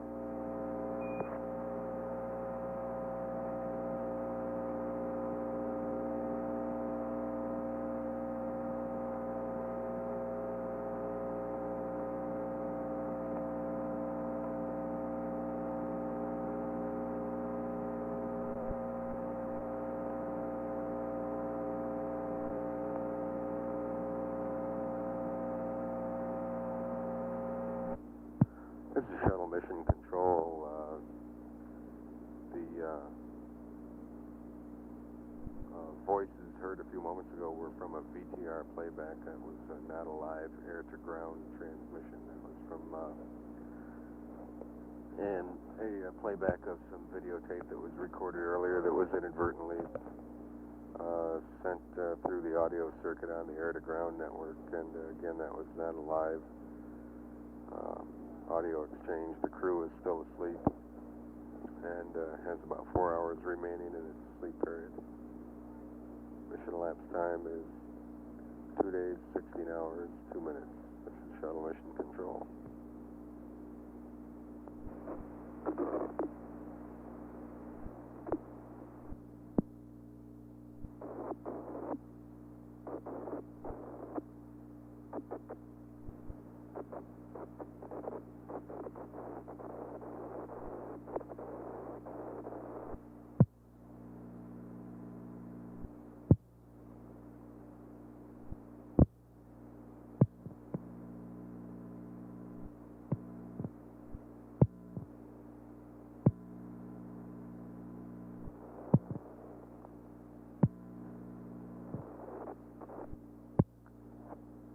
Shuttle Mission Control, we just had a pass over the Madrid tracking station. Flight Director Tommy Holloway has queried each of the flight controllers on his team and has been assured that each received good data and that systems on board Columbia continue to function nominally.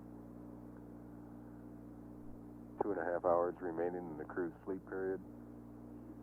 Columbia is on its 45th orbit of the Earth, just over the Mediterranean Sea presently.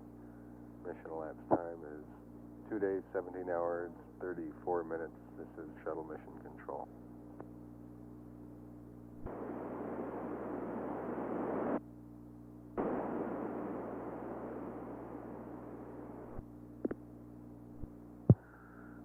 Shuttle Mission Control. We're in the middle of a very long loss of signal period, a total of about an hour and a half without contact with the Space Shuttle Columbia.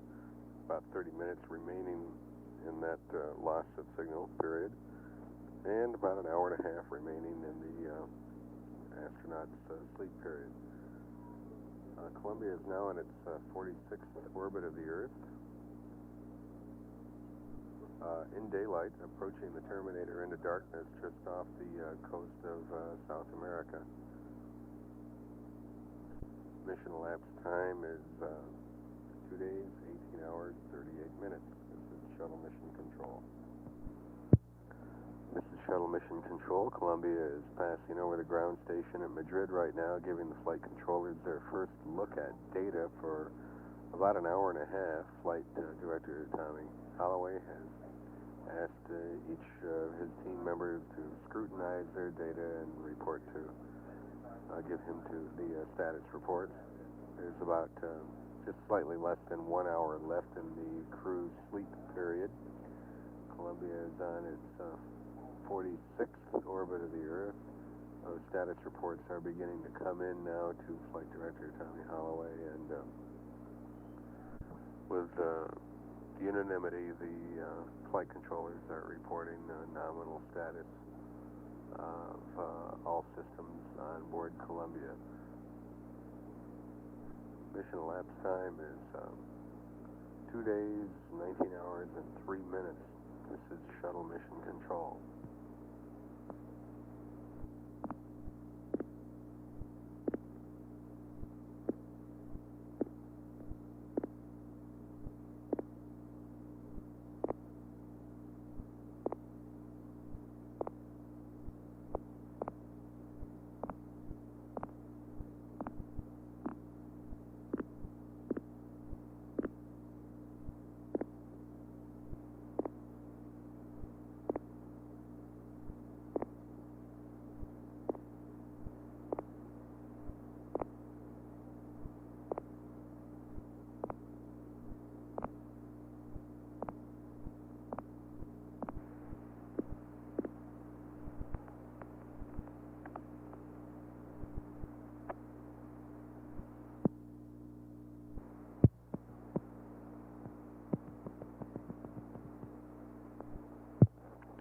This is Shuttle Mission Control. Mission elapsed time is 2 days, 19 hours, 44 minutes. Columbia is just now passing over the Royal Valley Station in Australia on rev number 46. 15 minutes remaining in the crew's sleep period. However, the electrical power, instrumentation, and lighting systems engineer has reported to the flight director that his data indicates the crew's awake, that there is some activity with the cathode ray tubes on board Columbia, and although the official sleep period is still in force, accordingly there won't be any initiative by the flight control team to engage the crew in dialogue until the sleep period has expired. Nevertheless, business seems to be underway on board Columbia as the crew prepares for flight day number 4. Mission elapsed time is 2 days, 19 hours, 45 minutes. This is Shuttle Mission Control.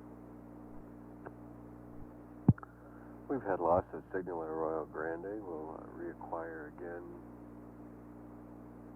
through the Bermuda ground station.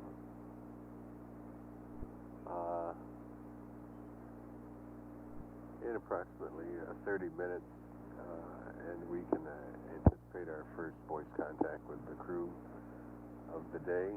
First voice contact of the day in about 30 minutes as we approach the ground station at Bermuda.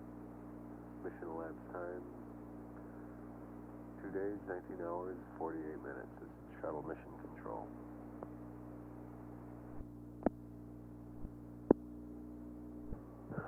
This is Shuttle Mission Control. Mission elapsed time is 2 days, 20 hours, 20 minutes.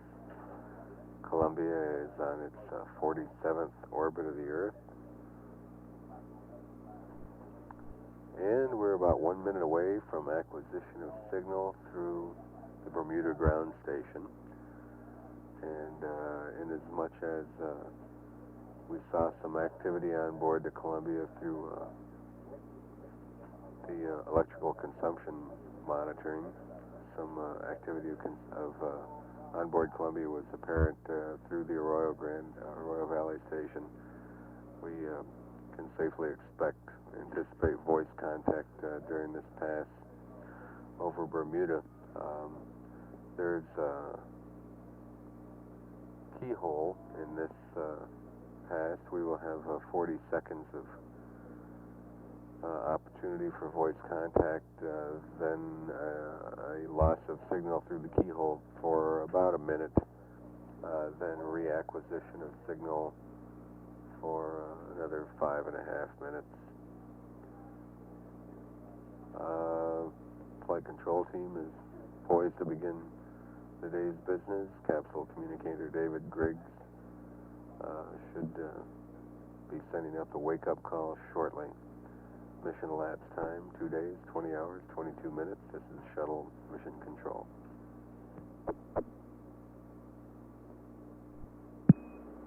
Good morning, Columbia. With you to Bermuda. How you feeling this morning?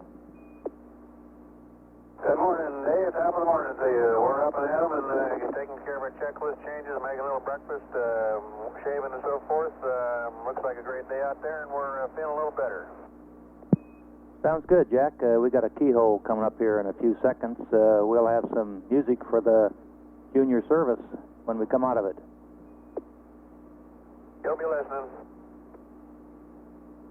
Do I have to stand up for this? Absolutely.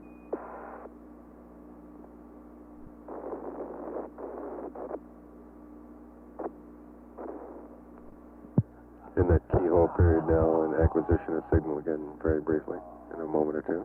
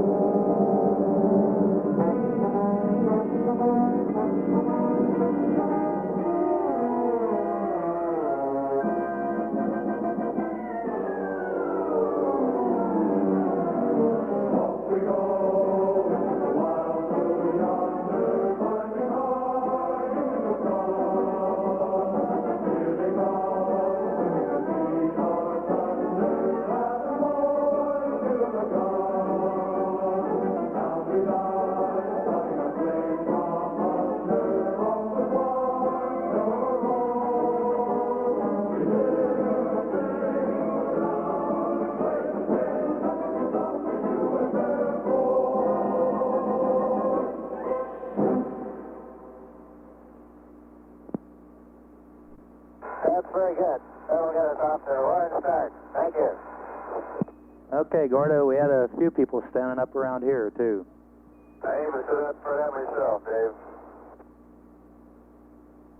Don't spread the word around, though.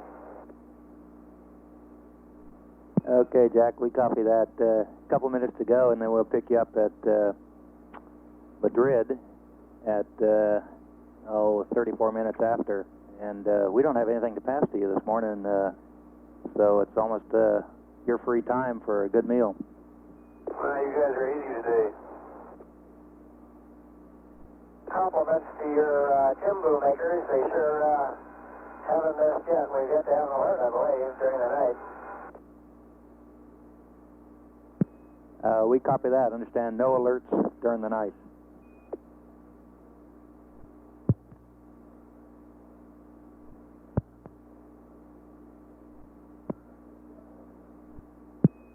Columbia, Houston, we didn't want to pass up that opportunity. The PDRS alerts you can disregard. Okay, what can we do to keep them from happening all the time? We get repeated master alarms and tones. Stand by, Jack. We'll get an answer for you. Columbia, Houston, we're working on that down here. It was a mistake in our Timbus, and we should have it correct here shortly. Okay.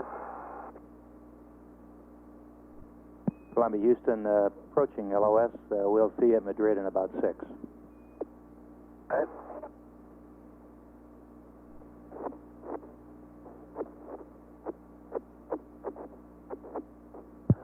This is Shuttle Mission Control. We've had lots of signal through Bermuda. Obviously, the Air Force hymn waking up the crew this morning, and yesterday morning song was the Marine hymn.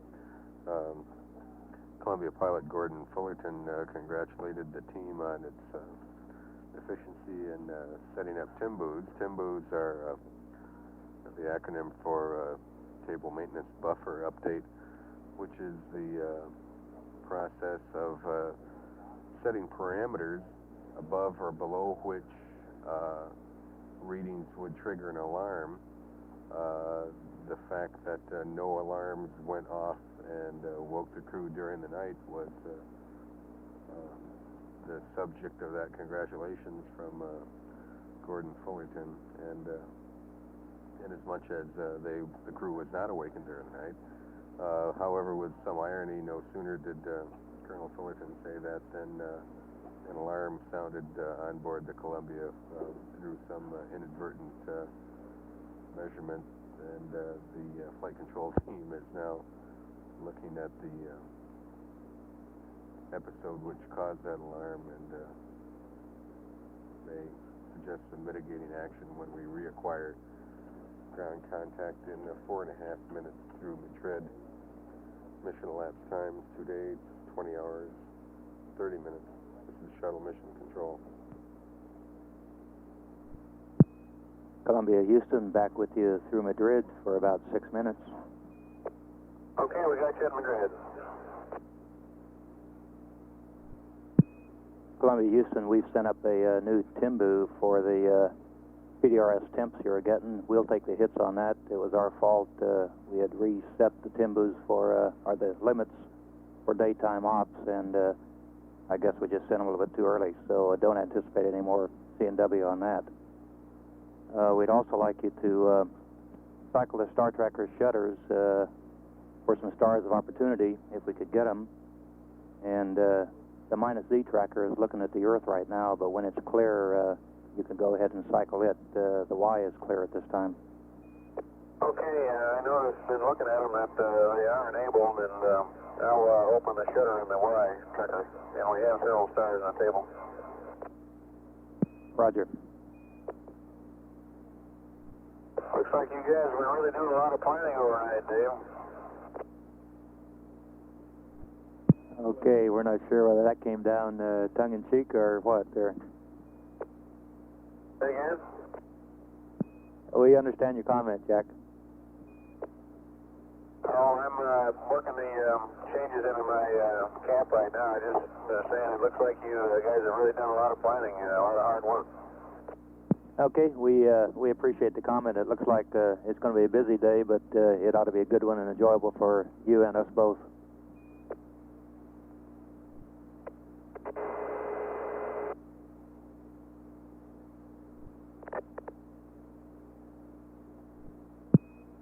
Columbia Houston, 15 seconds to LOS.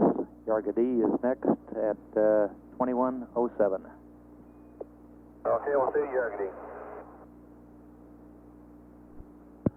Shuttle Mission Control, the caution and warning alarm, which was tripped on Columbia, turned out to relate to temperatures on the RMS, and Capcom David Griggs advised the crew that they had uplinked a new TIMBU, Table Maintenance Buffer Update,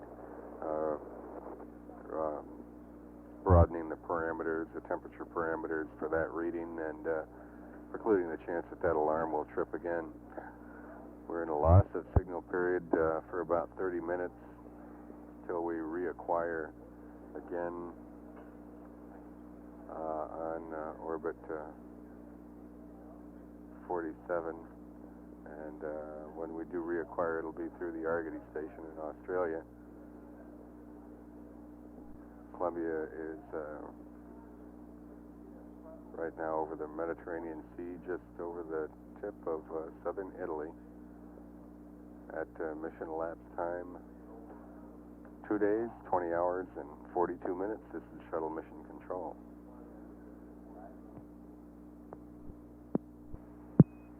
Columbia, Houston, with you to Yargadee for about 8 minutes.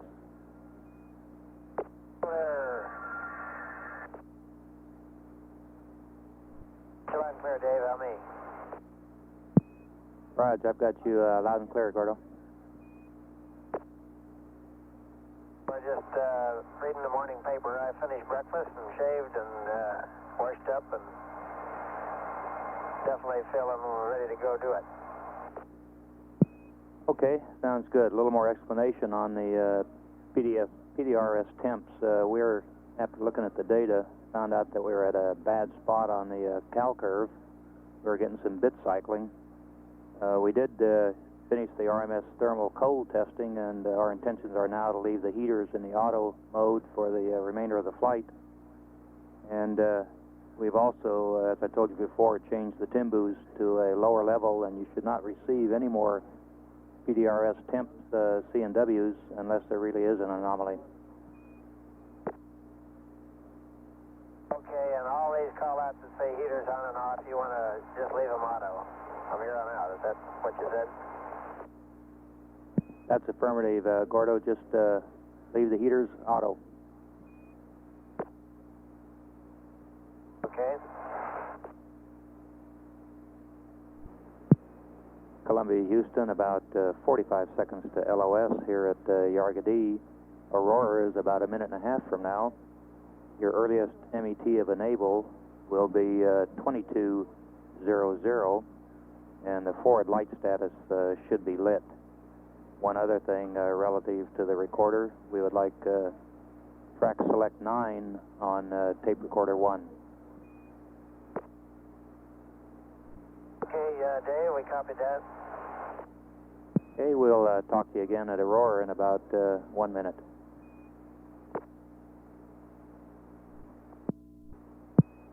Columbia, Houston, back with you through Aurora for about 4.5 minutes.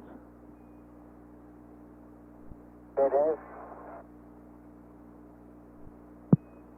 Columbia, Houston, at your convenience, stars 33 and 13 are in the table. You're a go for an IMU align, and there's no requirement for an SM checkpoint this morning.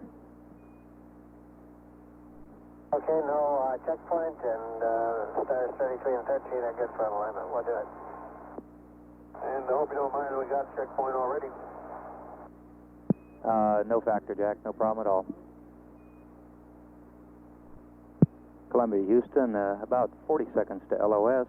The Ivory team will be signing off on this pass. Enjoyed working with you last night, through the night, and this morning. The Silver team will be taking over for us, and the Crystal team we haven't seen for a couple of days. Okay. For babysitting this fine machine for us, things are going on nice and smooth, just like we like to see them. Roger, Gordo. 12 seconds to go. We'll see you again tonight. Roger, thanks to you and Tony and all the troops. Thank you, Jack.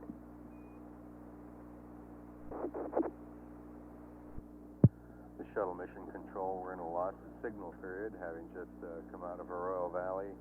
It's breakfast time on board the Columbia, and earliest scheduled crew activity is in following breakfast is in about 30 minutes, when Commander Jack Lausma is scheduled to activate the PDP and their plasma diagnostic package, and pilot Gordon Fullerton is to initiate a supply water dump. Colonel Fullerton is to initiate the remote manipulator system activities by unstowing the RMS at mission elapsed time of 2 days. And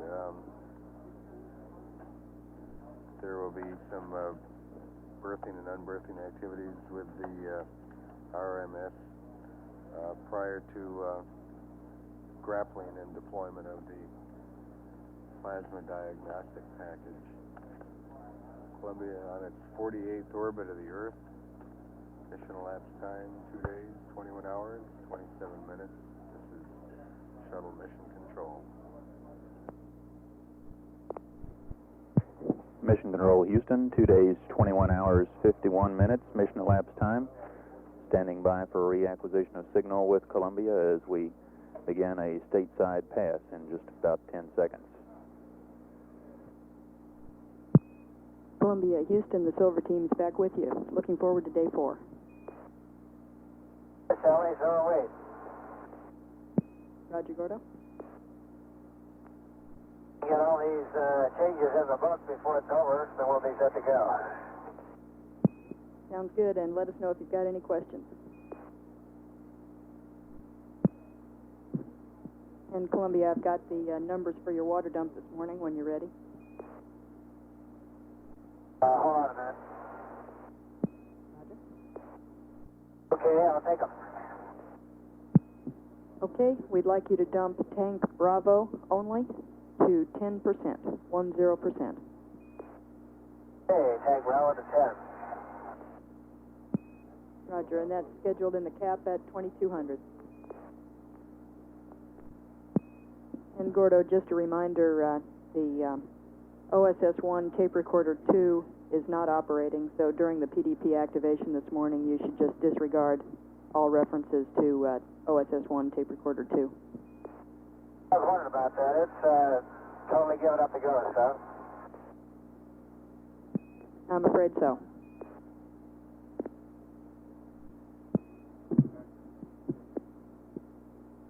Gordo, just make sure you understand, though, that recorder is redundant to tape recorder number 1, so we are getting all of the OSS-1 data. Okay.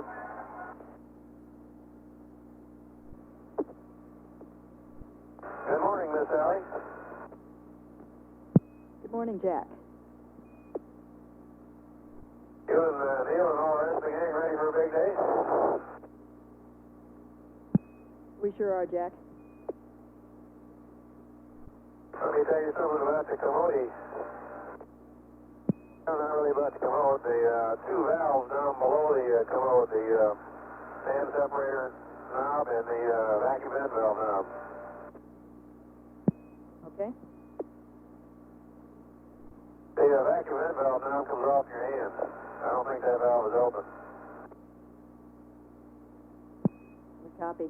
The fan separator knob would come off your hand too, except that there's inside of this little housing, it's a shaft that's too large to go back through the hole, and so you have to try to find the shaft that it fits on, and when you do, you can operate it. But vacuum vent valve won't work. Going to have to get a little Allen wrench to tighten that down, I guess. Roger, Jack, let us think about that. And why don't you tell me what the position of the vacuum vent valve is right now, and then I'll know how to place the knob on her. Stand by. And Jack, while we're looking into that, we've got a question for you relative to your sleep configuration last night.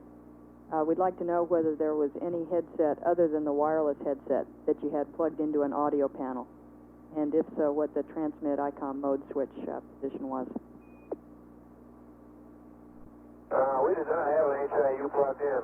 We just had our wireless plugged in, although we have them turned off in lieu of using the speaker boxes for wake up. Okay, that answers our question. Thank you. And Sally, I just used the commode in the emesis position as suggested yesterday, and I noticed that the grinder down here really is turning very slowly. I'm wondering if there'd be any merit to the idea of shooting some water down in there somehow to kind of soften all that paper up and maybe make it work better. We'll think about that too, Jack. Right now, we don't think it's paper. Okay.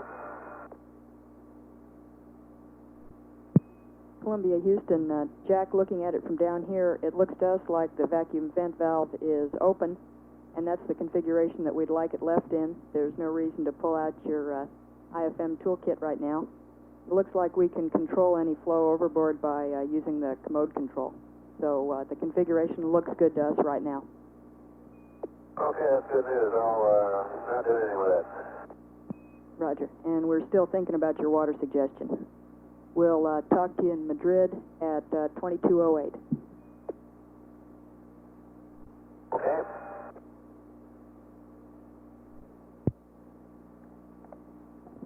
This is Mission Control Houston at 2 days, 22 hours, and 3 minutes mission elapsed time. We've just passed out a range of the tracking stations in the eastern U.S., and we'll be reacquiring at Madrid in about 5 minutes. Some of the early business taken care of this morning included the standard water tank dump down to 20%. The Capcom Sally Ride of the Silver team has reported that up to the crew that the OSS-1 tape recorder number 2, which is a redundant tape recorder on the OSS-1 system, has failed for the remainder of the flight, but that will not affect the recording of the plasma diagnostic package science or the other items which are normally recorded on that system, since it is a backup to the primary recorder number 1. Jack Lausma reported that there was a problem with the waste system there, that there were 2 knobs on the system, one the vacuum vent knob and the fan separator knob, which were loose. He reported that the vacuum vent knob had come loose in his hand and was inquiring as to what the actual position of the valve was in order to be able to reattach the knob in the proper position, but it was determined that we'll be leaving that as it is, as the valve is open and can be controlled by other means. At 2 days, 22 hours, and 4 minutes mission elapsed time, this is Mission Control Houston. This is Mission Control Houston. The off-going Ivory Team Flight Director, Tommy Holloway, is reported to be on his way to Building 2 for the upcoming change of shift news conference, and should be arriving there momentarily for that press conference to begin. Columbia, Houston through Madrid for 5 minutes. Yes. Roger, you're loud and clear also, and we'd like to know how you enjoyed breakfast and what you ate this morning. Well, I'm finally eating a little better than I have been. I had granola with blueberries and grapefruit juice. That sounds pretty good, Gordo. How about Jack? Well, let's see. The old kid had 1 cocoa, 1 vanilla instant breakfast, and half a package of eggs, and 1 container of water. We copy that, Jack. I ate a little bit before I went to bed last night, too. I had some cereal, I think it was granola or something like that, and I had one of those wrapped containers of mushroom soup. Hey, great. Sounds like your appetite's coming back. Billy, we activated the Channel 2 tape recorder 1 for the OSS at 2206. The port light status was on, ON. Roger, Jack. And we've got a question from the EEVT PI. He'd like to know how well the EEVT ops went yesterday during runs 3, 4, and 5, and whether you have any comments on the migration in the columns. They went very well. No fuss, no muss, and all the temperatures were right on. We even took a few 16 millimeters of Gordo, got the operation started on the 5th one, and as far as migration is concerned, we don't look at it between it, except for the red butt cells, we don't look at it between the time that we went from run to, after 60 minutes, to freeze, and I notice that every time when I take one out after being frozen, well, that's what it looks like. It looks like ice, so I can't do anything about the migration. Roger, that's a good description, and we'll get the camera photos post-flight. It is working good. I haven't spilled a drop of fluid or had any problems or abnormal readings or anything, except for that column temp that we reported. I'm sure they appreciate that, Gordo. And one more question from the ECOMs. They're interested in how the cabin temperature was last night. It averaged comfortable. Chilly downstairs, warm upstairs. Not excessively so either place, though. I slept upstairs. I started to sleep in the seat with my jacket off, and with the jacket on again, but it seemed like it was too warm up there, so I moved back to the aft part of the flight deck and tied myself with a string to the bulkhead and just kind of floated there all night, and I was comfortable. I did notice that when I went downstairs this morning, that it seemed colder downstairs than up. Okay, Jack, our theory down here is that that's because heat rises. You thought you were going to get me on that one, didn't you? Roger. 30 seconds left. We'll talk to you at Indian Ocean at 22:25. To be frank about it, you almost did for an instant there.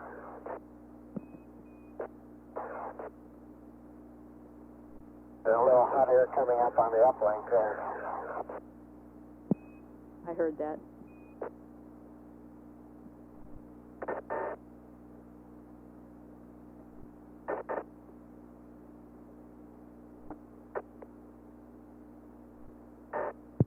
Mission Control Houston, 2 days, 22 hours, 13 minutes, mission elapsed time. Just had loss of signal through the Madrid station.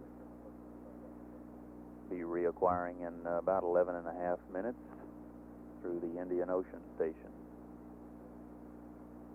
The crew both reported that the electrophoresis equipment verification test was working well, but they were unable to determine what the material looked like when it was taken out because it is frozen as it has completed its cycle. The cabin temperature through the night averaged comfortable, being a little more cold in the mid-deck area than in the flight deck. Both the crew and the mission control flight controllers had theories on why that was the case, and with Capcom Sally Ride suggesting that hot air rises, and the crew suggesting that it was all the hot air coming up to them on the communications uplink. Jack Lausma indicated that he slept on the flight deck last night and had moved from his couch to the aft part of the flight deck and tied himself with a piece of string to the bulkhead. And the crew both reported that they had good breakfast. Lausma reported that he had cocoa and a vanilla instant breakfast and a half package of eggs and some water. And Fullerton had an equally long list of material that he had consumed this morning for breakfast.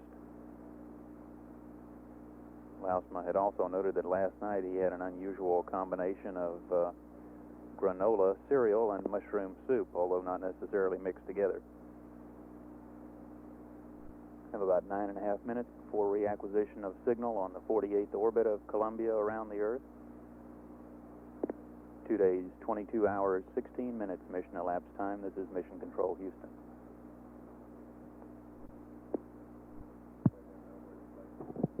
This is Mission Control, 2 days, 22 hours, 17 minutes mission elapsed time.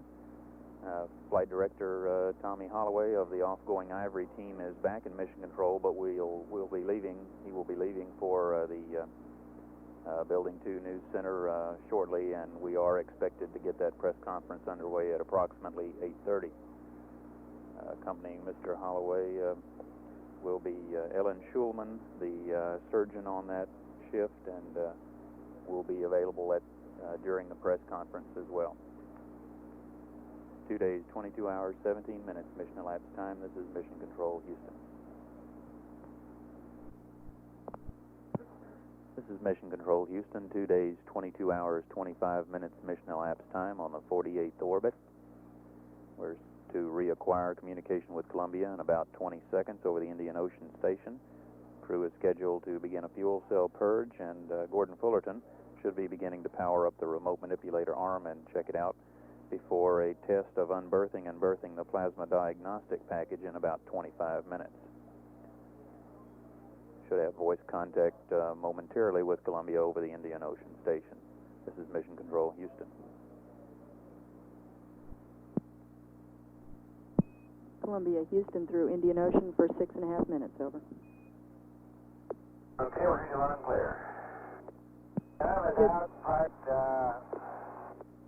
we've done this limping verification, no movement in any axis. Roger, Gordo, we saw the very end of that and saw all 6 joints limp. Some tremendous scenery right through here. We've been distracted by the view. And just initiated auto fuel cell purge, Sally. Okay, we see that starting, Jack.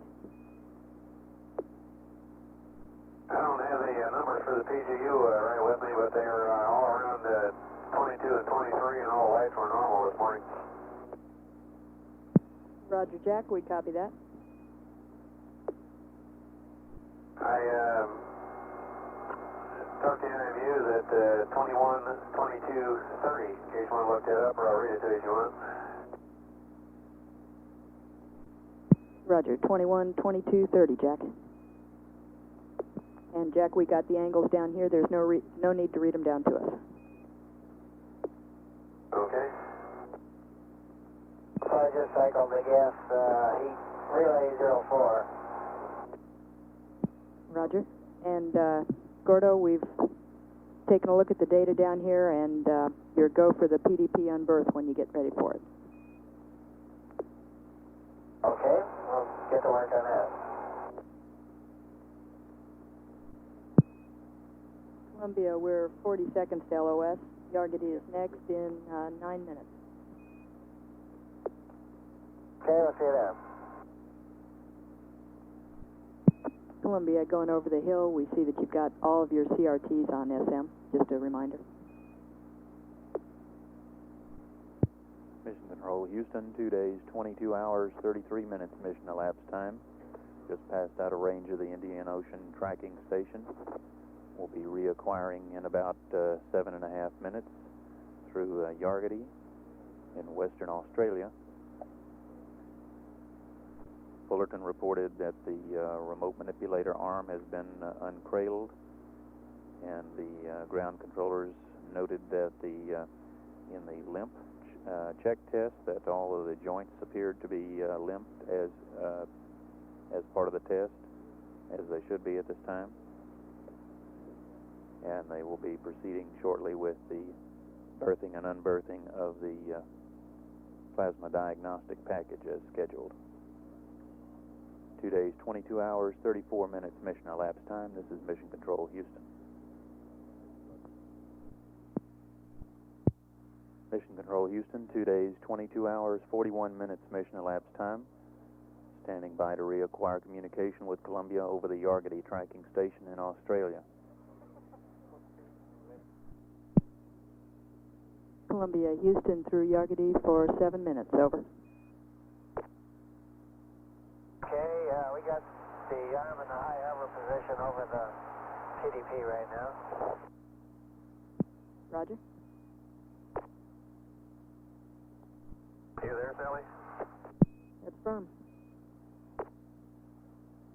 Just passed south of Afghanistan, and as we did so in passing over the Middle East, we were reminded that President Reagan dedicated our flight to the people of Afghanistan. This week marks the 207th anniversary of Patrick Henry's famous "Give me liberty or give me death" speech, and we are proud that that spirit is alive today in not only America but also in Afghanistan. Roger, Jack. I'm sure they appreciate that. Sally, seems to me this morning I read a message related to a way of operation of the PDRS DAX, and I can't find it offhand. Maybe you could summarize what it said, and if we need it for this operation, I'll do it right.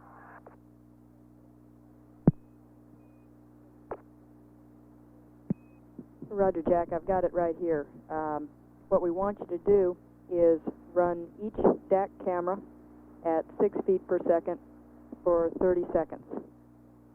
And then if they operate normally at 6 feet per second, run each at 24 feet per second for 15 seconds.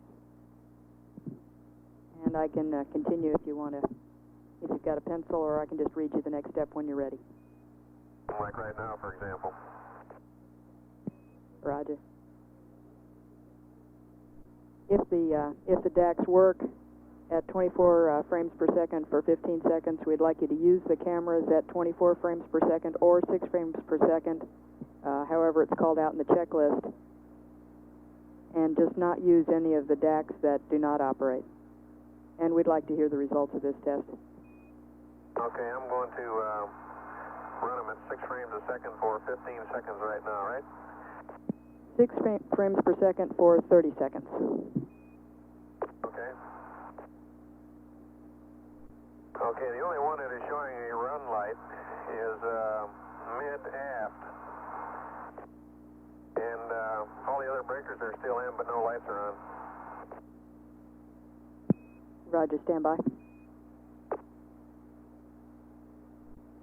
Okay, I went to stop on all 3 cameras, and the run light stayed on. Roger. I'm not sure we understand, but we copy. We've got a mutual sentiment on that one. Roger. And Jack, we'd like to try running them at 24 frames per second for 15 seconds. And we're 20 seconds from a short LOS over Australia. Okay. Mission Control Houston, 2 days, 22 hours, 49 minutes mission elapsed time. We have a short loss of signal period here between the 2 Australian tracking stations. Be picking up again at Aurora tracking station in about a minute and 40 seconds.